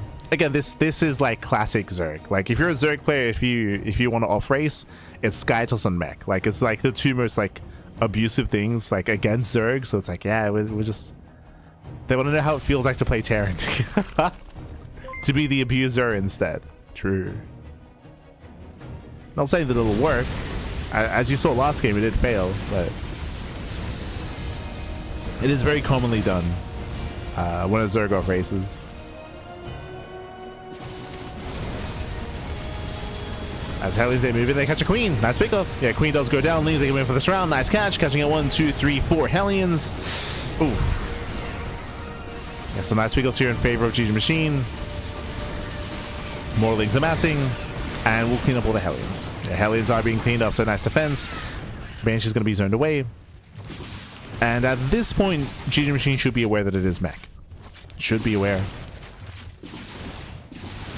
Meanwhile, a big shout to Horse Local in the chat. God, baby, God. Hacker Stop, there you go. I kept thinking like Homono slash Mini Zerg. I don't know why. It was Hacker Stop, there you go. I'm very fatigued today. Do apologize. But Hacker Stop, he always says what race he is. His choice. As Lings, they hit the Mineral Line, so he's going to be going down. Some heavy losses.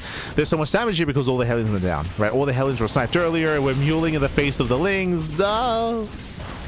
The mules, get out of here.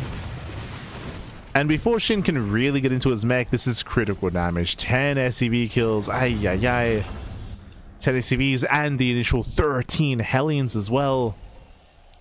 Behind this GG Machine, look at the drone count. Again, the soup is lying to you right now. 85 drones. Like, GG Machine, he is insanely ahead when it comes to the economy. He has a massive economy that will soon translate into a massive army as well. Given time, he can build up. He can now start to build up.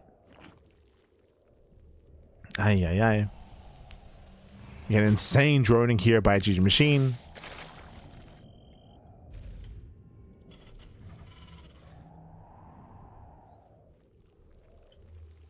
Insane, papi. Also, big shout out to Horse Local for the 43, oh my god, 42-month wins. Oh, sorry, I'm supposed to win streak. Sub streak. Thank you so much, papi. Thank you, thank you. Do appreciate it. That's a lot of months, papi. It's a lot of months. Almost 4 years, papi. 4 years.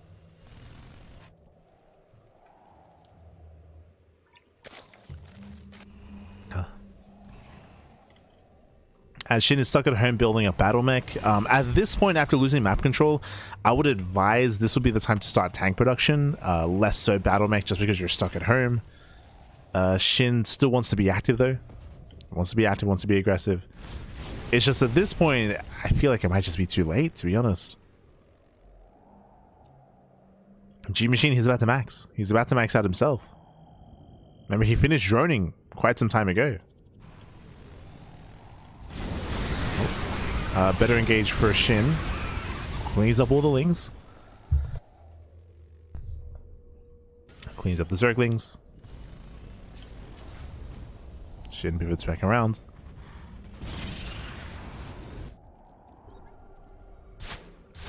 Again, G Machine is about to max out.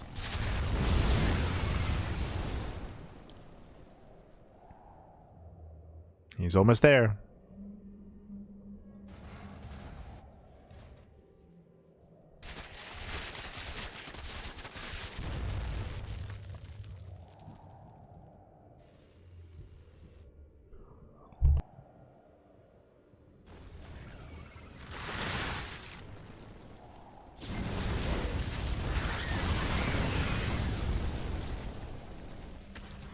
At this point, he's almost there. Still building up more Lings, more Banelings, more Hydras.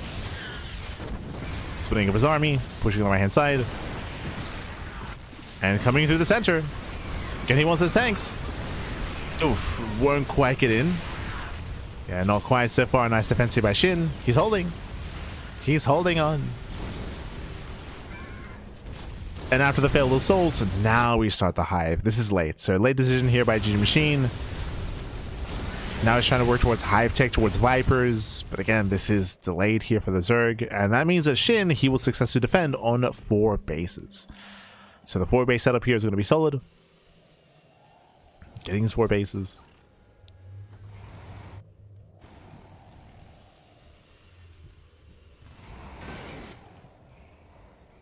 The 5th base is also right next to the 4th. G-Machine needs to move in. Here there are less tanks. Yeah, less tanks. Middle line is exposed. Massive connections. 8 SCVs going down. And G-Machine, he wants that planetary. He wants it. Oh my god. Yeah, Bailey's that do connect. Planetary goes down. 18 SCV kills. And scratch what I said earlier. When Shin initially defended the 4th base, I was like, okay, now he can build up. Now he can start to hunker down. No. Not if he loses the 4th. He needs it, Pappy. He needs that 4th base. Back at home, G Machine just building more Vipers. Lurkers is crazy. There we go. I was about to say. So, Lingbane, Hydra Lurker. Sorry, Lingbane, Hydra Viper. And with some well-placed mining clouds, G Machine can break through. He can break on through. This is up to 90 drones. Crazy drone counts.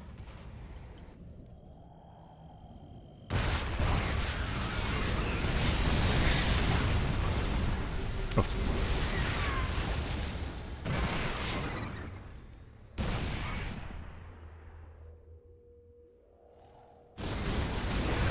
Machine pulls away, rotates.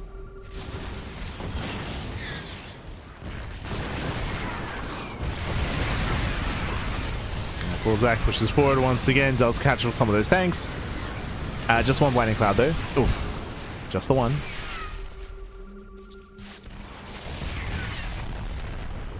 And G Machine just have to trade. He's trading out mainly Lingbane against Cyclones, against tanks. Ideally you want to preserve the Hydras.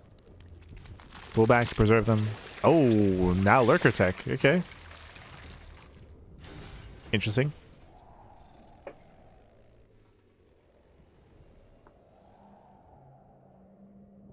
You don't often see Lurker against mech. I'm not entirely convinced, but okay.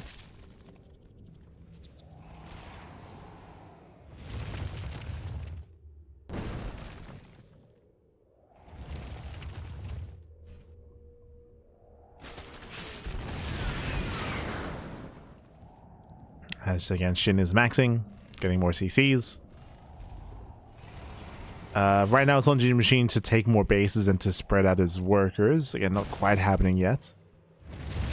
Going for night display. Interesting. Going for the night displays. Launching forward, catching out another Cyclone. 1, 2 Cyclones going down. But again, we're losing a lot of Lings here. Kind of gets into the mineral line, not quite. Gets the CC.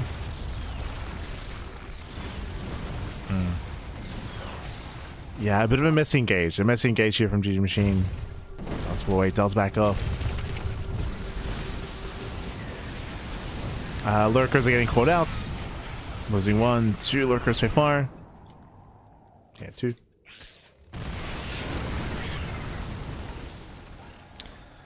And while Shin's distracted, he does notice. Yeah, Shin, he does notice. Does pay attention.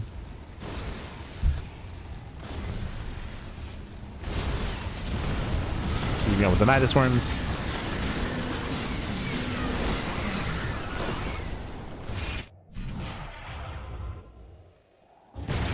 I'm getting like...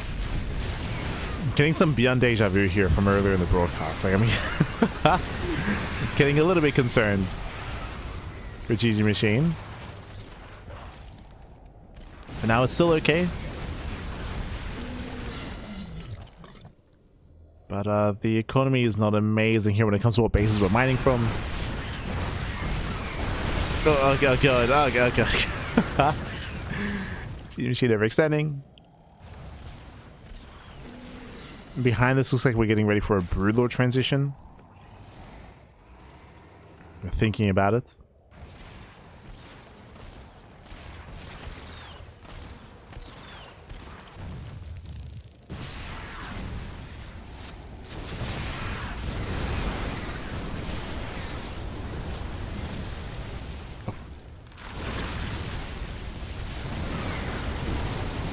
And again, Shin, he's trading well for himself. Trading well, shaving a Whirling Bane. Oh, Jesus. Okay, nice Lurker shots. Very nice. Punishing some of the battle mech. And Shinny should claim the 5th. Yeah, 5th base now on the way. Taking another expansion. See, the Lurkers in SC2 have whole position micro? They do. They do. That is the thing. It's often done. It's very stylistic. It's done like by young Yakov. Young Yakov, he loves hold position lurkers. I wouldn't say they have a place against mech though, not like this. But now they're forcing his way through. Where are the tanks? True. Yeah, no tanks in position. Base is going to go down. Massive opening here in the defense.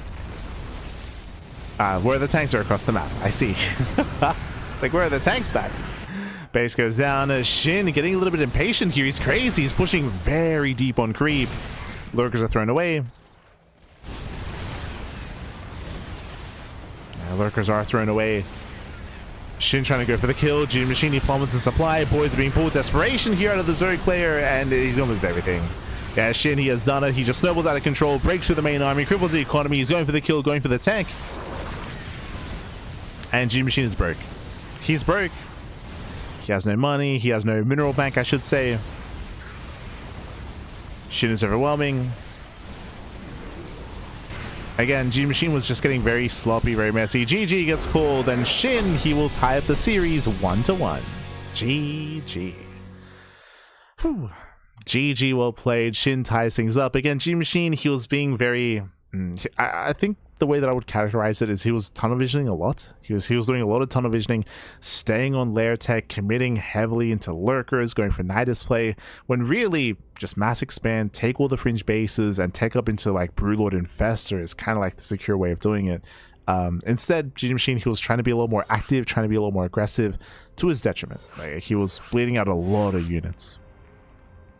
And with that, we're getting to our next game. Getting into game number 3. Let's go.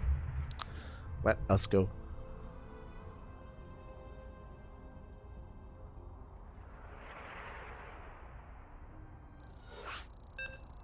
As we are loading into rainfall. Big Nidus? Nah, there was like there was never like a Nidus that really was worth it there. The hope, of course, was that maybe SHIN's attention would be elsewhere, and then we can maybe get a Nidus Swarm off, but SHIN was keeping up. And then we go spawning in the top left-hand corner of Rainfall. We have the blue Zerg, sorry, the typically Zerg, but here we have the blue random player, random and landing on Terran once again, tying up the series 1-1. It is SHIN for onside. We'll fix up the names. And spawning in the bottom right-hand corner, we have the red Zerg player, the red Zerg himself representing Stowny Balls. It is GG Machine. Let's go. Here we go. Right, sorry. I need to restart the client after this. Hold on.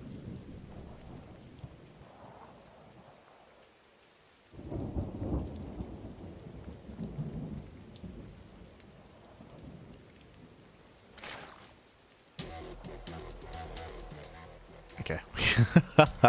Till then, player and soundtrack. Oh.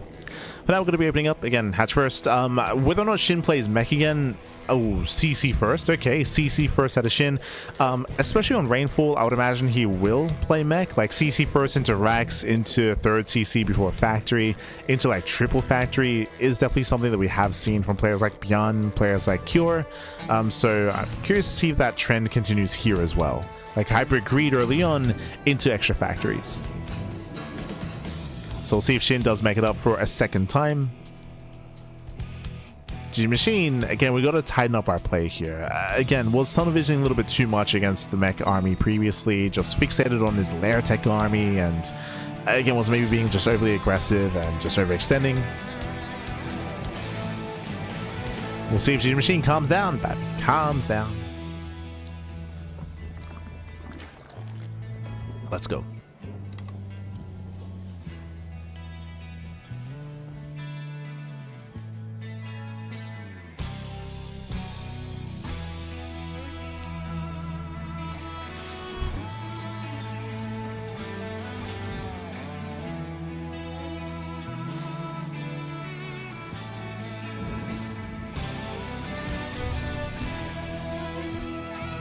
Sit down. So now again, we're just going to drone, saturate. Oh, okay, never mind. G Machine. Oh, that's So G Machine does poke in. He should confirm the CC first here out of SHIN. I would have loved to have seen a Roach run into a Roach all in against the greedier build that SHIN is going for. But alas, G Machine, he will cancel. He will think better of it, get into link speed, and just drone from here. So never mind. Never mind, Pappy, never mind. As SHIN will expand behind this, yep, third CC before Starport. And again, I'm still expecting extra factories. Those are our expectations here for SHIN. We'll see if he meets those expectations.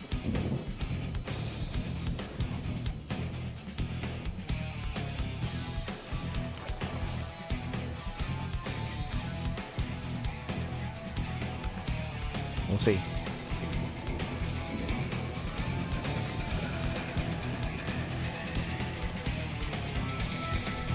And yep, there it is, going for a second factory, and we're expecting a third factory as well. So it is going to be mech. Again, this build that we saw here is commonly done by players like ByuN, Clem, like Cure. They mix it in. They do like to mix it in here. And if you recall, we actually saw mech out of ByuN on this very map as well. But GG Machine is coming in for the scouts. Big scout here for the Zerg player. Will confirm the mass factory, will confirm the mech. So much earlier scout here from our Zerg player. Sees everything he needs to.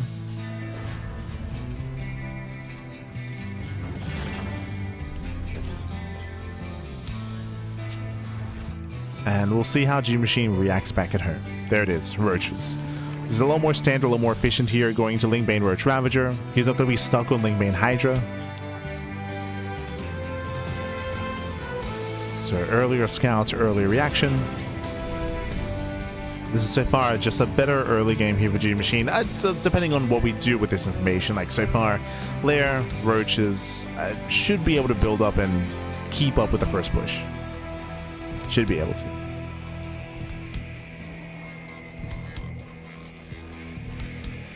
SHIN is moving out. Past the Tuna, baby, true. Past the Tuna.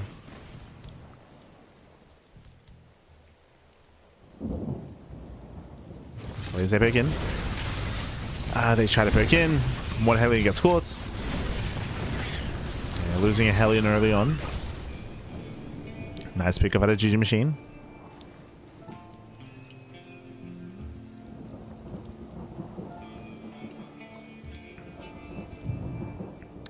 Nice pick up. Armory's on the way. Getting to +1. Backfield. Blue Flame. Third base already on location. But GG Machine just has to chill. Just build up into a 3-base economy and then fixate on Roach production. Into a much more robust army.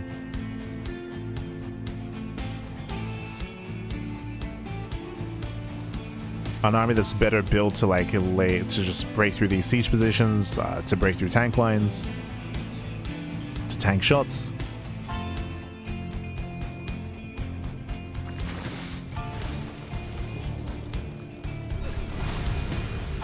Did scan the main. So far, just playing it calm, cleaning up creep, pulling back, not pulling a ByuN. If you remember ByuN, he dove deep into creep and got himself surrounded.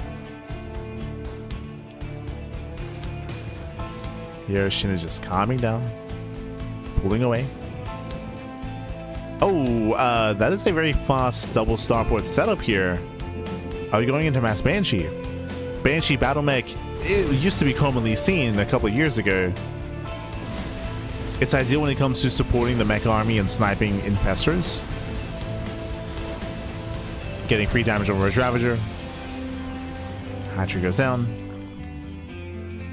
Yeah, tech labs are on the way. This should be for Mass Banshee. And again, the goal of the Banshees are to snipe key units, so specifically Ravagers and Infestors. Speaking of, Infestor production has begun. And again, those are going to be the targets for the Banshees. Here we go.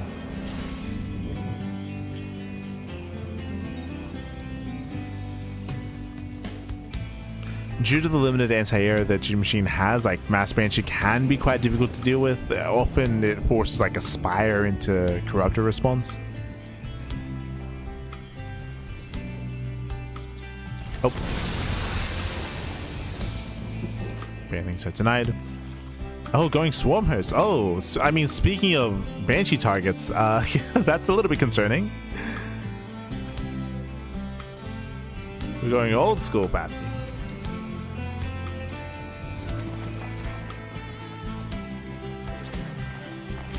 We're going Swarm Host and no Niner Swarms.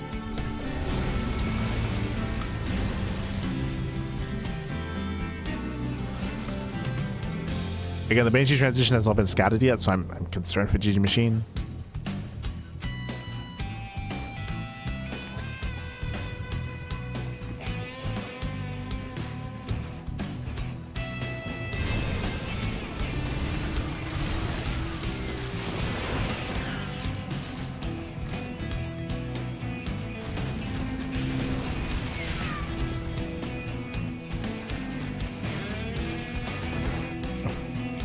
Local save is coming in, gets spotted, gets shut down.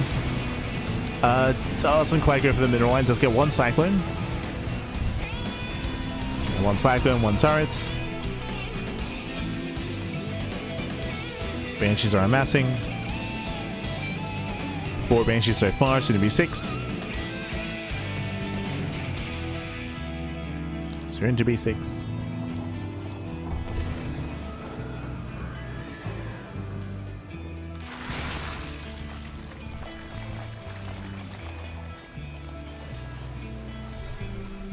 Machine trying to move in. Cloak is activated, catching out 1, 2, 3, 4 Ravagers. Yeah, Ravagers A should be targeted down. Actually, A moving on Roaches there. Bailings are rolling in. The army is going to be rolling in. Heads to the mineral line. SCVs are going to be going down. Wow, 21 SCV kills Lings. Sorry, I say Lings, the Locust Wave. The Locust Wave pops off. 37 SCVs, and these roaches are going to be cleaned up by the Banshees and by the Cyclones. That is true, but look at the economic damage. 37 SCV kills. That is crazy damage. The Locust Wave, Pappy.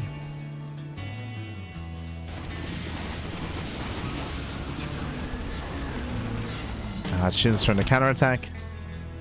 Banshees got a lot of work to do. It is going to be a Hydra response here, going Hydra into Hydra. Oh, sorry, going for the Hydra Den into Hydra production.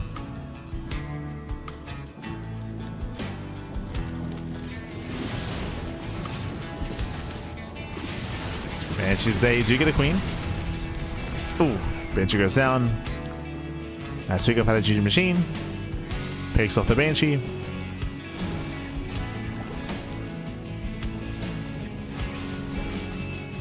And SHIN is struggling, right? Especially because the Locust Wave went off and the Swarm Host is still alive. We still have those Swarm Hosts. They can knock down another expansion, and if SHIN can't maintain these bases, he can't maintain himself in this game. He needs these expansions.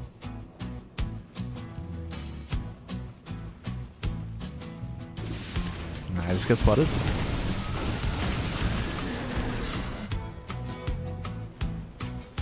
Nice into the center.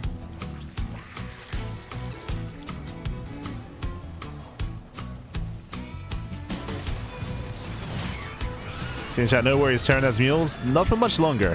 The implication that I'm giving here is that these workers are going to keep going down. They're going to keep going down. Oh, Swarm Hosts have to get out. They have to get out of here. They have to pull away. Locust Wave is spent. Locust Wave is wasted, actually. Okay, it's going to be wasted. Nice defense here by SHIN. SHIN is maxing out.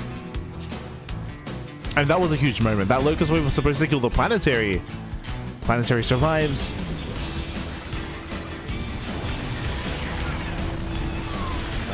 No fungal yet. It doesn't catch out the army.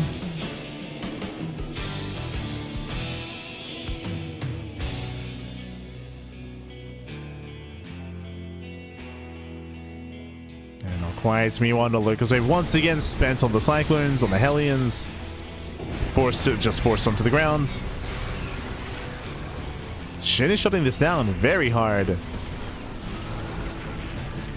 Some of them do get into the mid line, but not really much. Yeah, 5 SCVs, only 5 workers. Not much damage. Roaches, they get caught out in the center as well. SHIN, he's completely shutting this down. And again, this time he preserves his workers. He saves the SCVs for the most part. Again, these locust waves have not been good enough outside of the first one. Like, the first one was solid, but since then, none of them have really gotten damage done.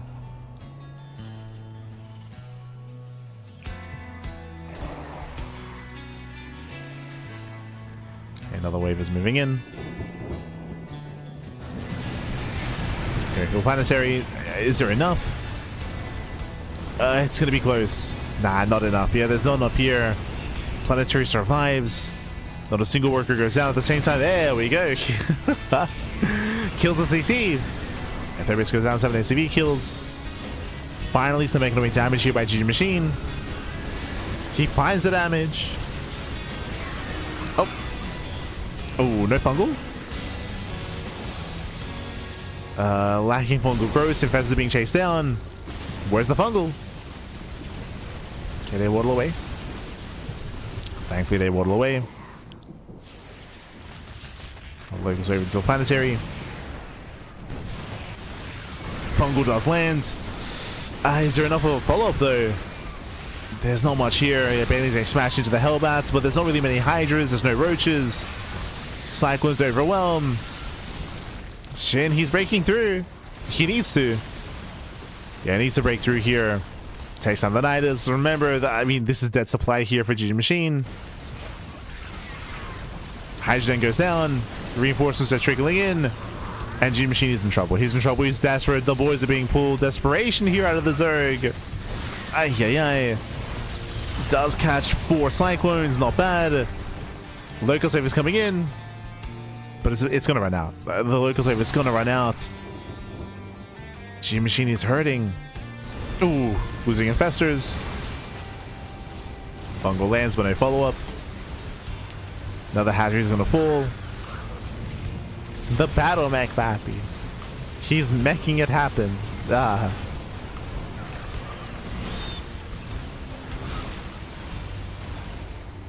Knocking down more bases. Getting another mineral line.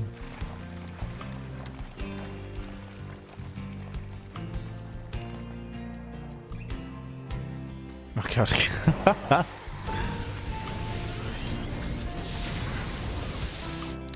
Now, GG Machine, he is trying to scramble together an army. We've got some roaches, we have some lurkers, fungals as well. The infestors here are going to be huge.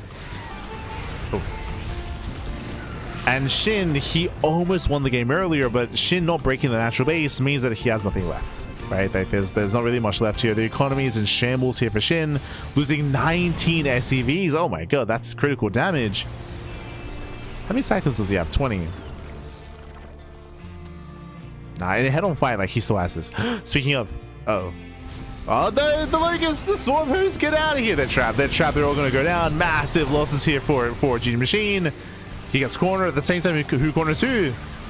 The Lurkers are trying to move in. Locals away from behind. Massive Lurker shots. Massive connections. He gets him! Oh my god. The Lunkers. The flank pappy. Shitty plummets in supply. If it wasn't for that catch here, the Cyclones would have just had their way with this army. GG Machine, he does it. The surround. Ay, ay, ay. GG gets called, and GG Machine, he will take a 2-1 lead in the series. Whew. GG. GG, well played. Congratulations, GG Machine. He will take a 2-1 lead, and he is 1 game away from claiming the series.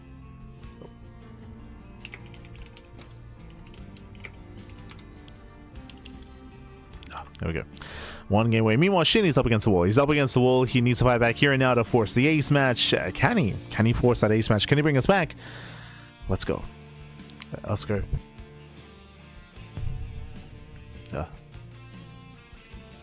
And so we are getting into our next game. Jesus. Sorry, just have to restart my client.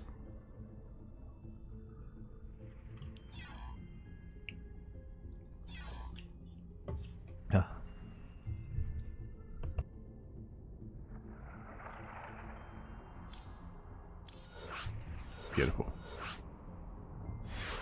It's going to be on at Attorney's Edge. Let's go.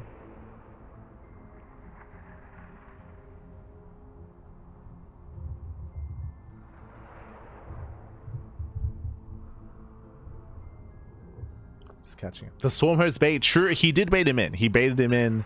Cornered the army. Intentional. Copium.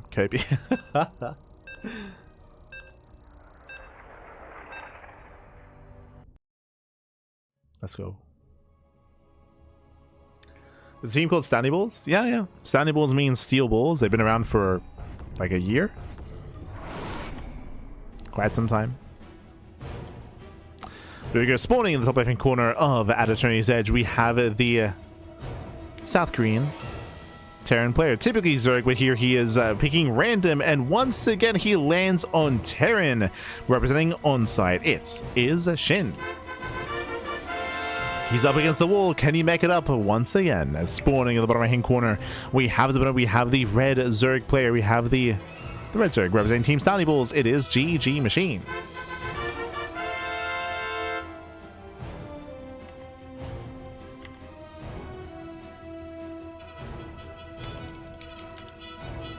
Here we go. But here we go.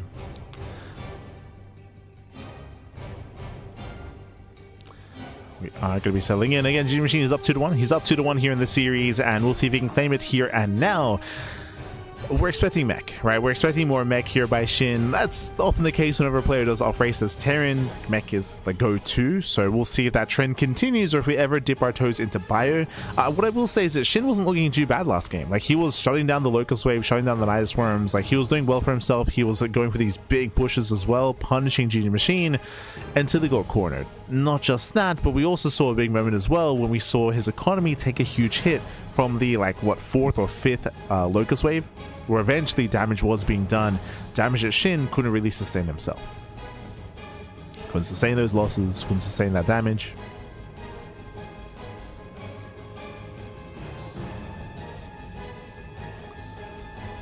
So we'll see if SHIN can get a better handle of his defenses. We'll see how GG Machine will approach this as well.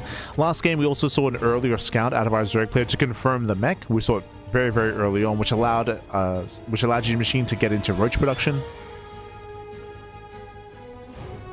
We'll see. We shall see.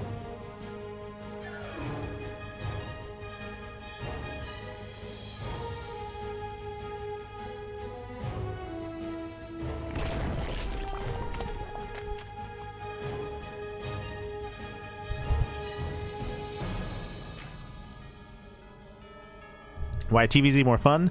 SHIN agrees with you. I think I would as well. The reason why SHIN is off racing here is to avoid ZVZ, of course. Get it out of here.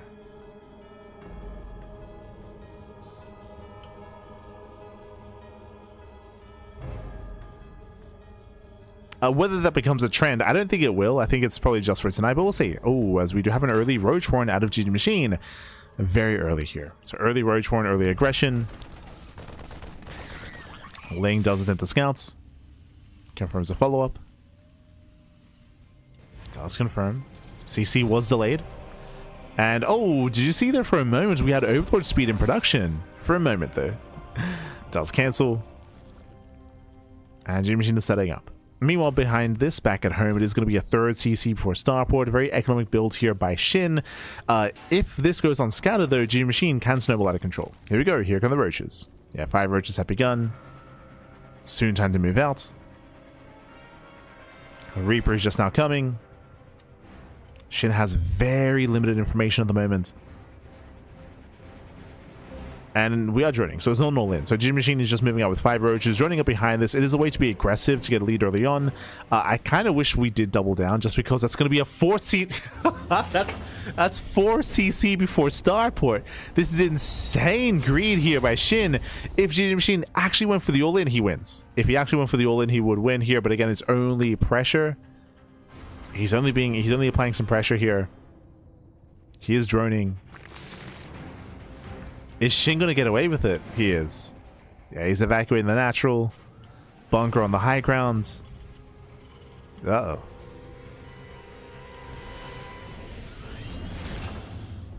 Again, there's only 2 Hellions to defend. Like, these roaches, if we had Ling reinforcements here, would just pop off.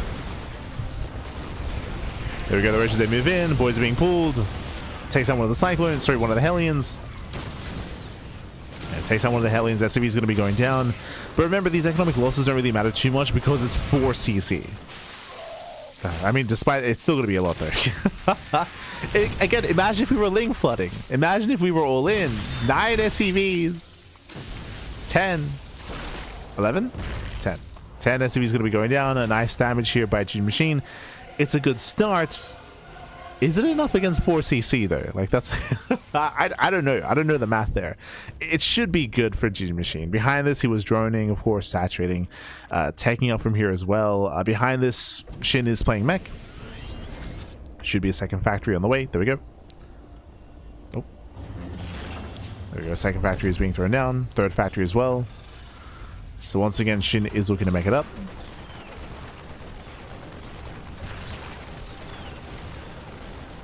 Overseer Scout is going to be denied. Doesn't get into the main. Now, going for a fast 4 CC like this means you have extra mules. It means you have faster SV production, faster saturation of the natural, faster saturation of the third base. But will SHIN actually maintain these bases? The ideal for GG Machine is that because of his own greed, he's able to have a stronger mid game and contain the Terran player on a low base count. There's a world where despite the high amount of CCs that SHIN has, he might not be able to make use of them if he's not able to actually expand.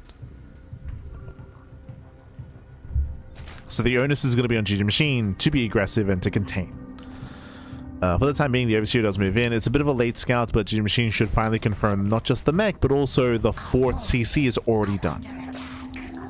So it does confirm all the command centers. Third base is now being taken.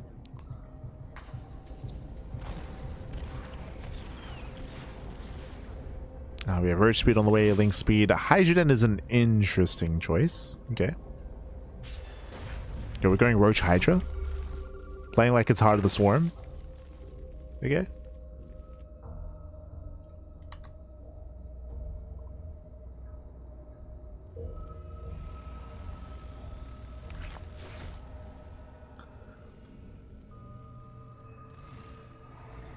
Well, as we mentioned, it's very common for Terran for players that off race as Terran to play mech. It's very, very common. The same when players off race as Protoss when they play Skytoss. That's also very common as well. It's the commonality.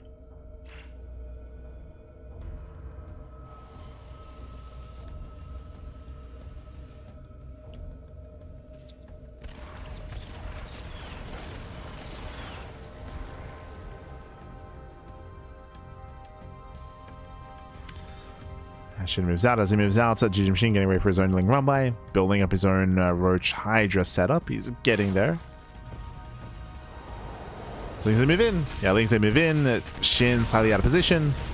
Won't lose too much though. Yeah, won't lose too much. Against the Lings, he won't lose too much, but the Roaches are coming from behind, and there's nothing here. Yeah, there's no tank setup. Roaches, they bust into the mineral line, and SHIN, has he been too greedy, Pappy? I think so. Yeah, too greedy. GG gets called, and GG Machine, he will claim the series 3-1, and he will be this week's Sparkling Tuna Cup champion. GG. GG, well played. I appreciate the attempted 4cc build here by SHIN. I appreciate it. Did not get away with it. Didn't get away with it. GG, well played. GG. Oh, thanks for competing. Congratulations to GG Machine. Again, SHIN, he did, for those who don't know, he was playing random. He was playing random, and he initially landed on Protoss in game 1, and then just non-stop Terran. Non-stop Terran, so he did random it up, did commit to random despite the score as well, and with that, we got to see a lot of his mech at least. For better or for worse, we saw a lot of his mech, and again, a lot of these games were quite close as well, right? We had that back and forth. We saw that SHIN, he even had some momentum on Rainfall as well, if you recall. It came down to SHIN getting surrounded by the Swarm Host bait, attempted, like intentional or not, regardless, did bait in the army, did catch out the Cyclones. GG. GG, well played. With that, congratulations to GG Machine. My condolences to SHIN. SHIN will come in second place, GG Machine in first. Congratulations. Congratulations here. No. Meanwhile, a big shout out to Thunderpool QT in the chat. Thank you so much. Thank you so much for subscribing for 2 months. Thank you so much. We do appreciate the support. As again, congratulations to GG Machine. Again, if you want to help support this tournament, you can do so via Patreon. !Patreon in the chat. Our Patreon does fund our tournaments on a regular basis. It funds the Tuna Cup, the Duckling Open, and the Swan Open as well. All funded via the Patreon. True. Shout out to Minizerg as well, Minizerg UA, for also winning this week's random raffle. And you can see our current schedule for the week. We just wrapped up with our Sparkling Tuna Cup here this Monday. Tomorrow, we're going to be live with GSTL. We have GSTL tomorrow, Pickers Cup on Wednesday, we have the Podcast on Thursday, ISSL on Friday, SDO and STC. Plenty of content, at least one cast a day. Again, we're cutting back on casting just because of the current patch. We're not really enjoying ourselves too much, so usually we're live twice a day, every single day. We did announce though that we're going to be cutting back on our coverage and casting a little bit less, at least until the post-BlizzCon patch. Again, there's a patch expected after BlizzCon. After that, then we can start to ramp back up again. There's been a lot of people that have been offering us to, like, I don't know, like host like the Tuna Cup on like the patches mod or like the SHIN mod, for example. But I think for now we commit to as things are. Maybe in the future, maybe. I know that this week's Pickers Cup is going to be on the patches mod. I know that KSL was on the patches mod. A lot of tournaments are being held on the patches mod. I think the Monday Night Weekly guys, they're also thinking about it as well. For now, we're committing to the live version of the game. We'll see what happens in the future with the patches mod, with the SHIN mod, or again, post BlizzCon patch. Otherwise, thanks for watching. Thanks so much for the support. With that, thank you so much to Kashim in the chat. Thank you so much for the 35-month subscription. Thank you so much for the support. We appreciate it. We do appreciate it. Gracias. Oh, and we'll see you guys next time. If you're curious in regards to other pieces of content, I've been recently playing through the Brood War campaign on my personal channel. We just finished up like a 5-hour stream earlier. Very fatigued after that. We actually just finished it. We finished the Brood War campaign. I think starting this week though, we're going to be working through some of the other bonus missions. For example, like there was a StarCraft 64 exclusive mission pack that was exclusive to StarCraft 64. I'll be playing through that on the remastered version. I won't be like getting a N64 for that. God no, I'll be playing through that for the first time and enjoying some Brood War and maybe some other games as well. If you're interested, my Twitch channel and my YouTube channel are the place to be for the VOD content or for the live content as well. Otherwise, thanks for watching. We'll see you guys tomorrow for the GSTL. See you tomorrow, buddy. Otherwise, thanks for watching. Thanks so much for the support. We do appreciate it. And we'll see you guys tomorrow for the GSTL or Wednesday for the Pickers Cup. Till then, thanks for watching.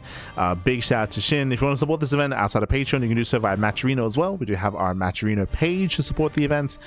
Otherwise, we'll see you guys next time. Until then, ciao, papi ciao. Hasta luego. See you next time.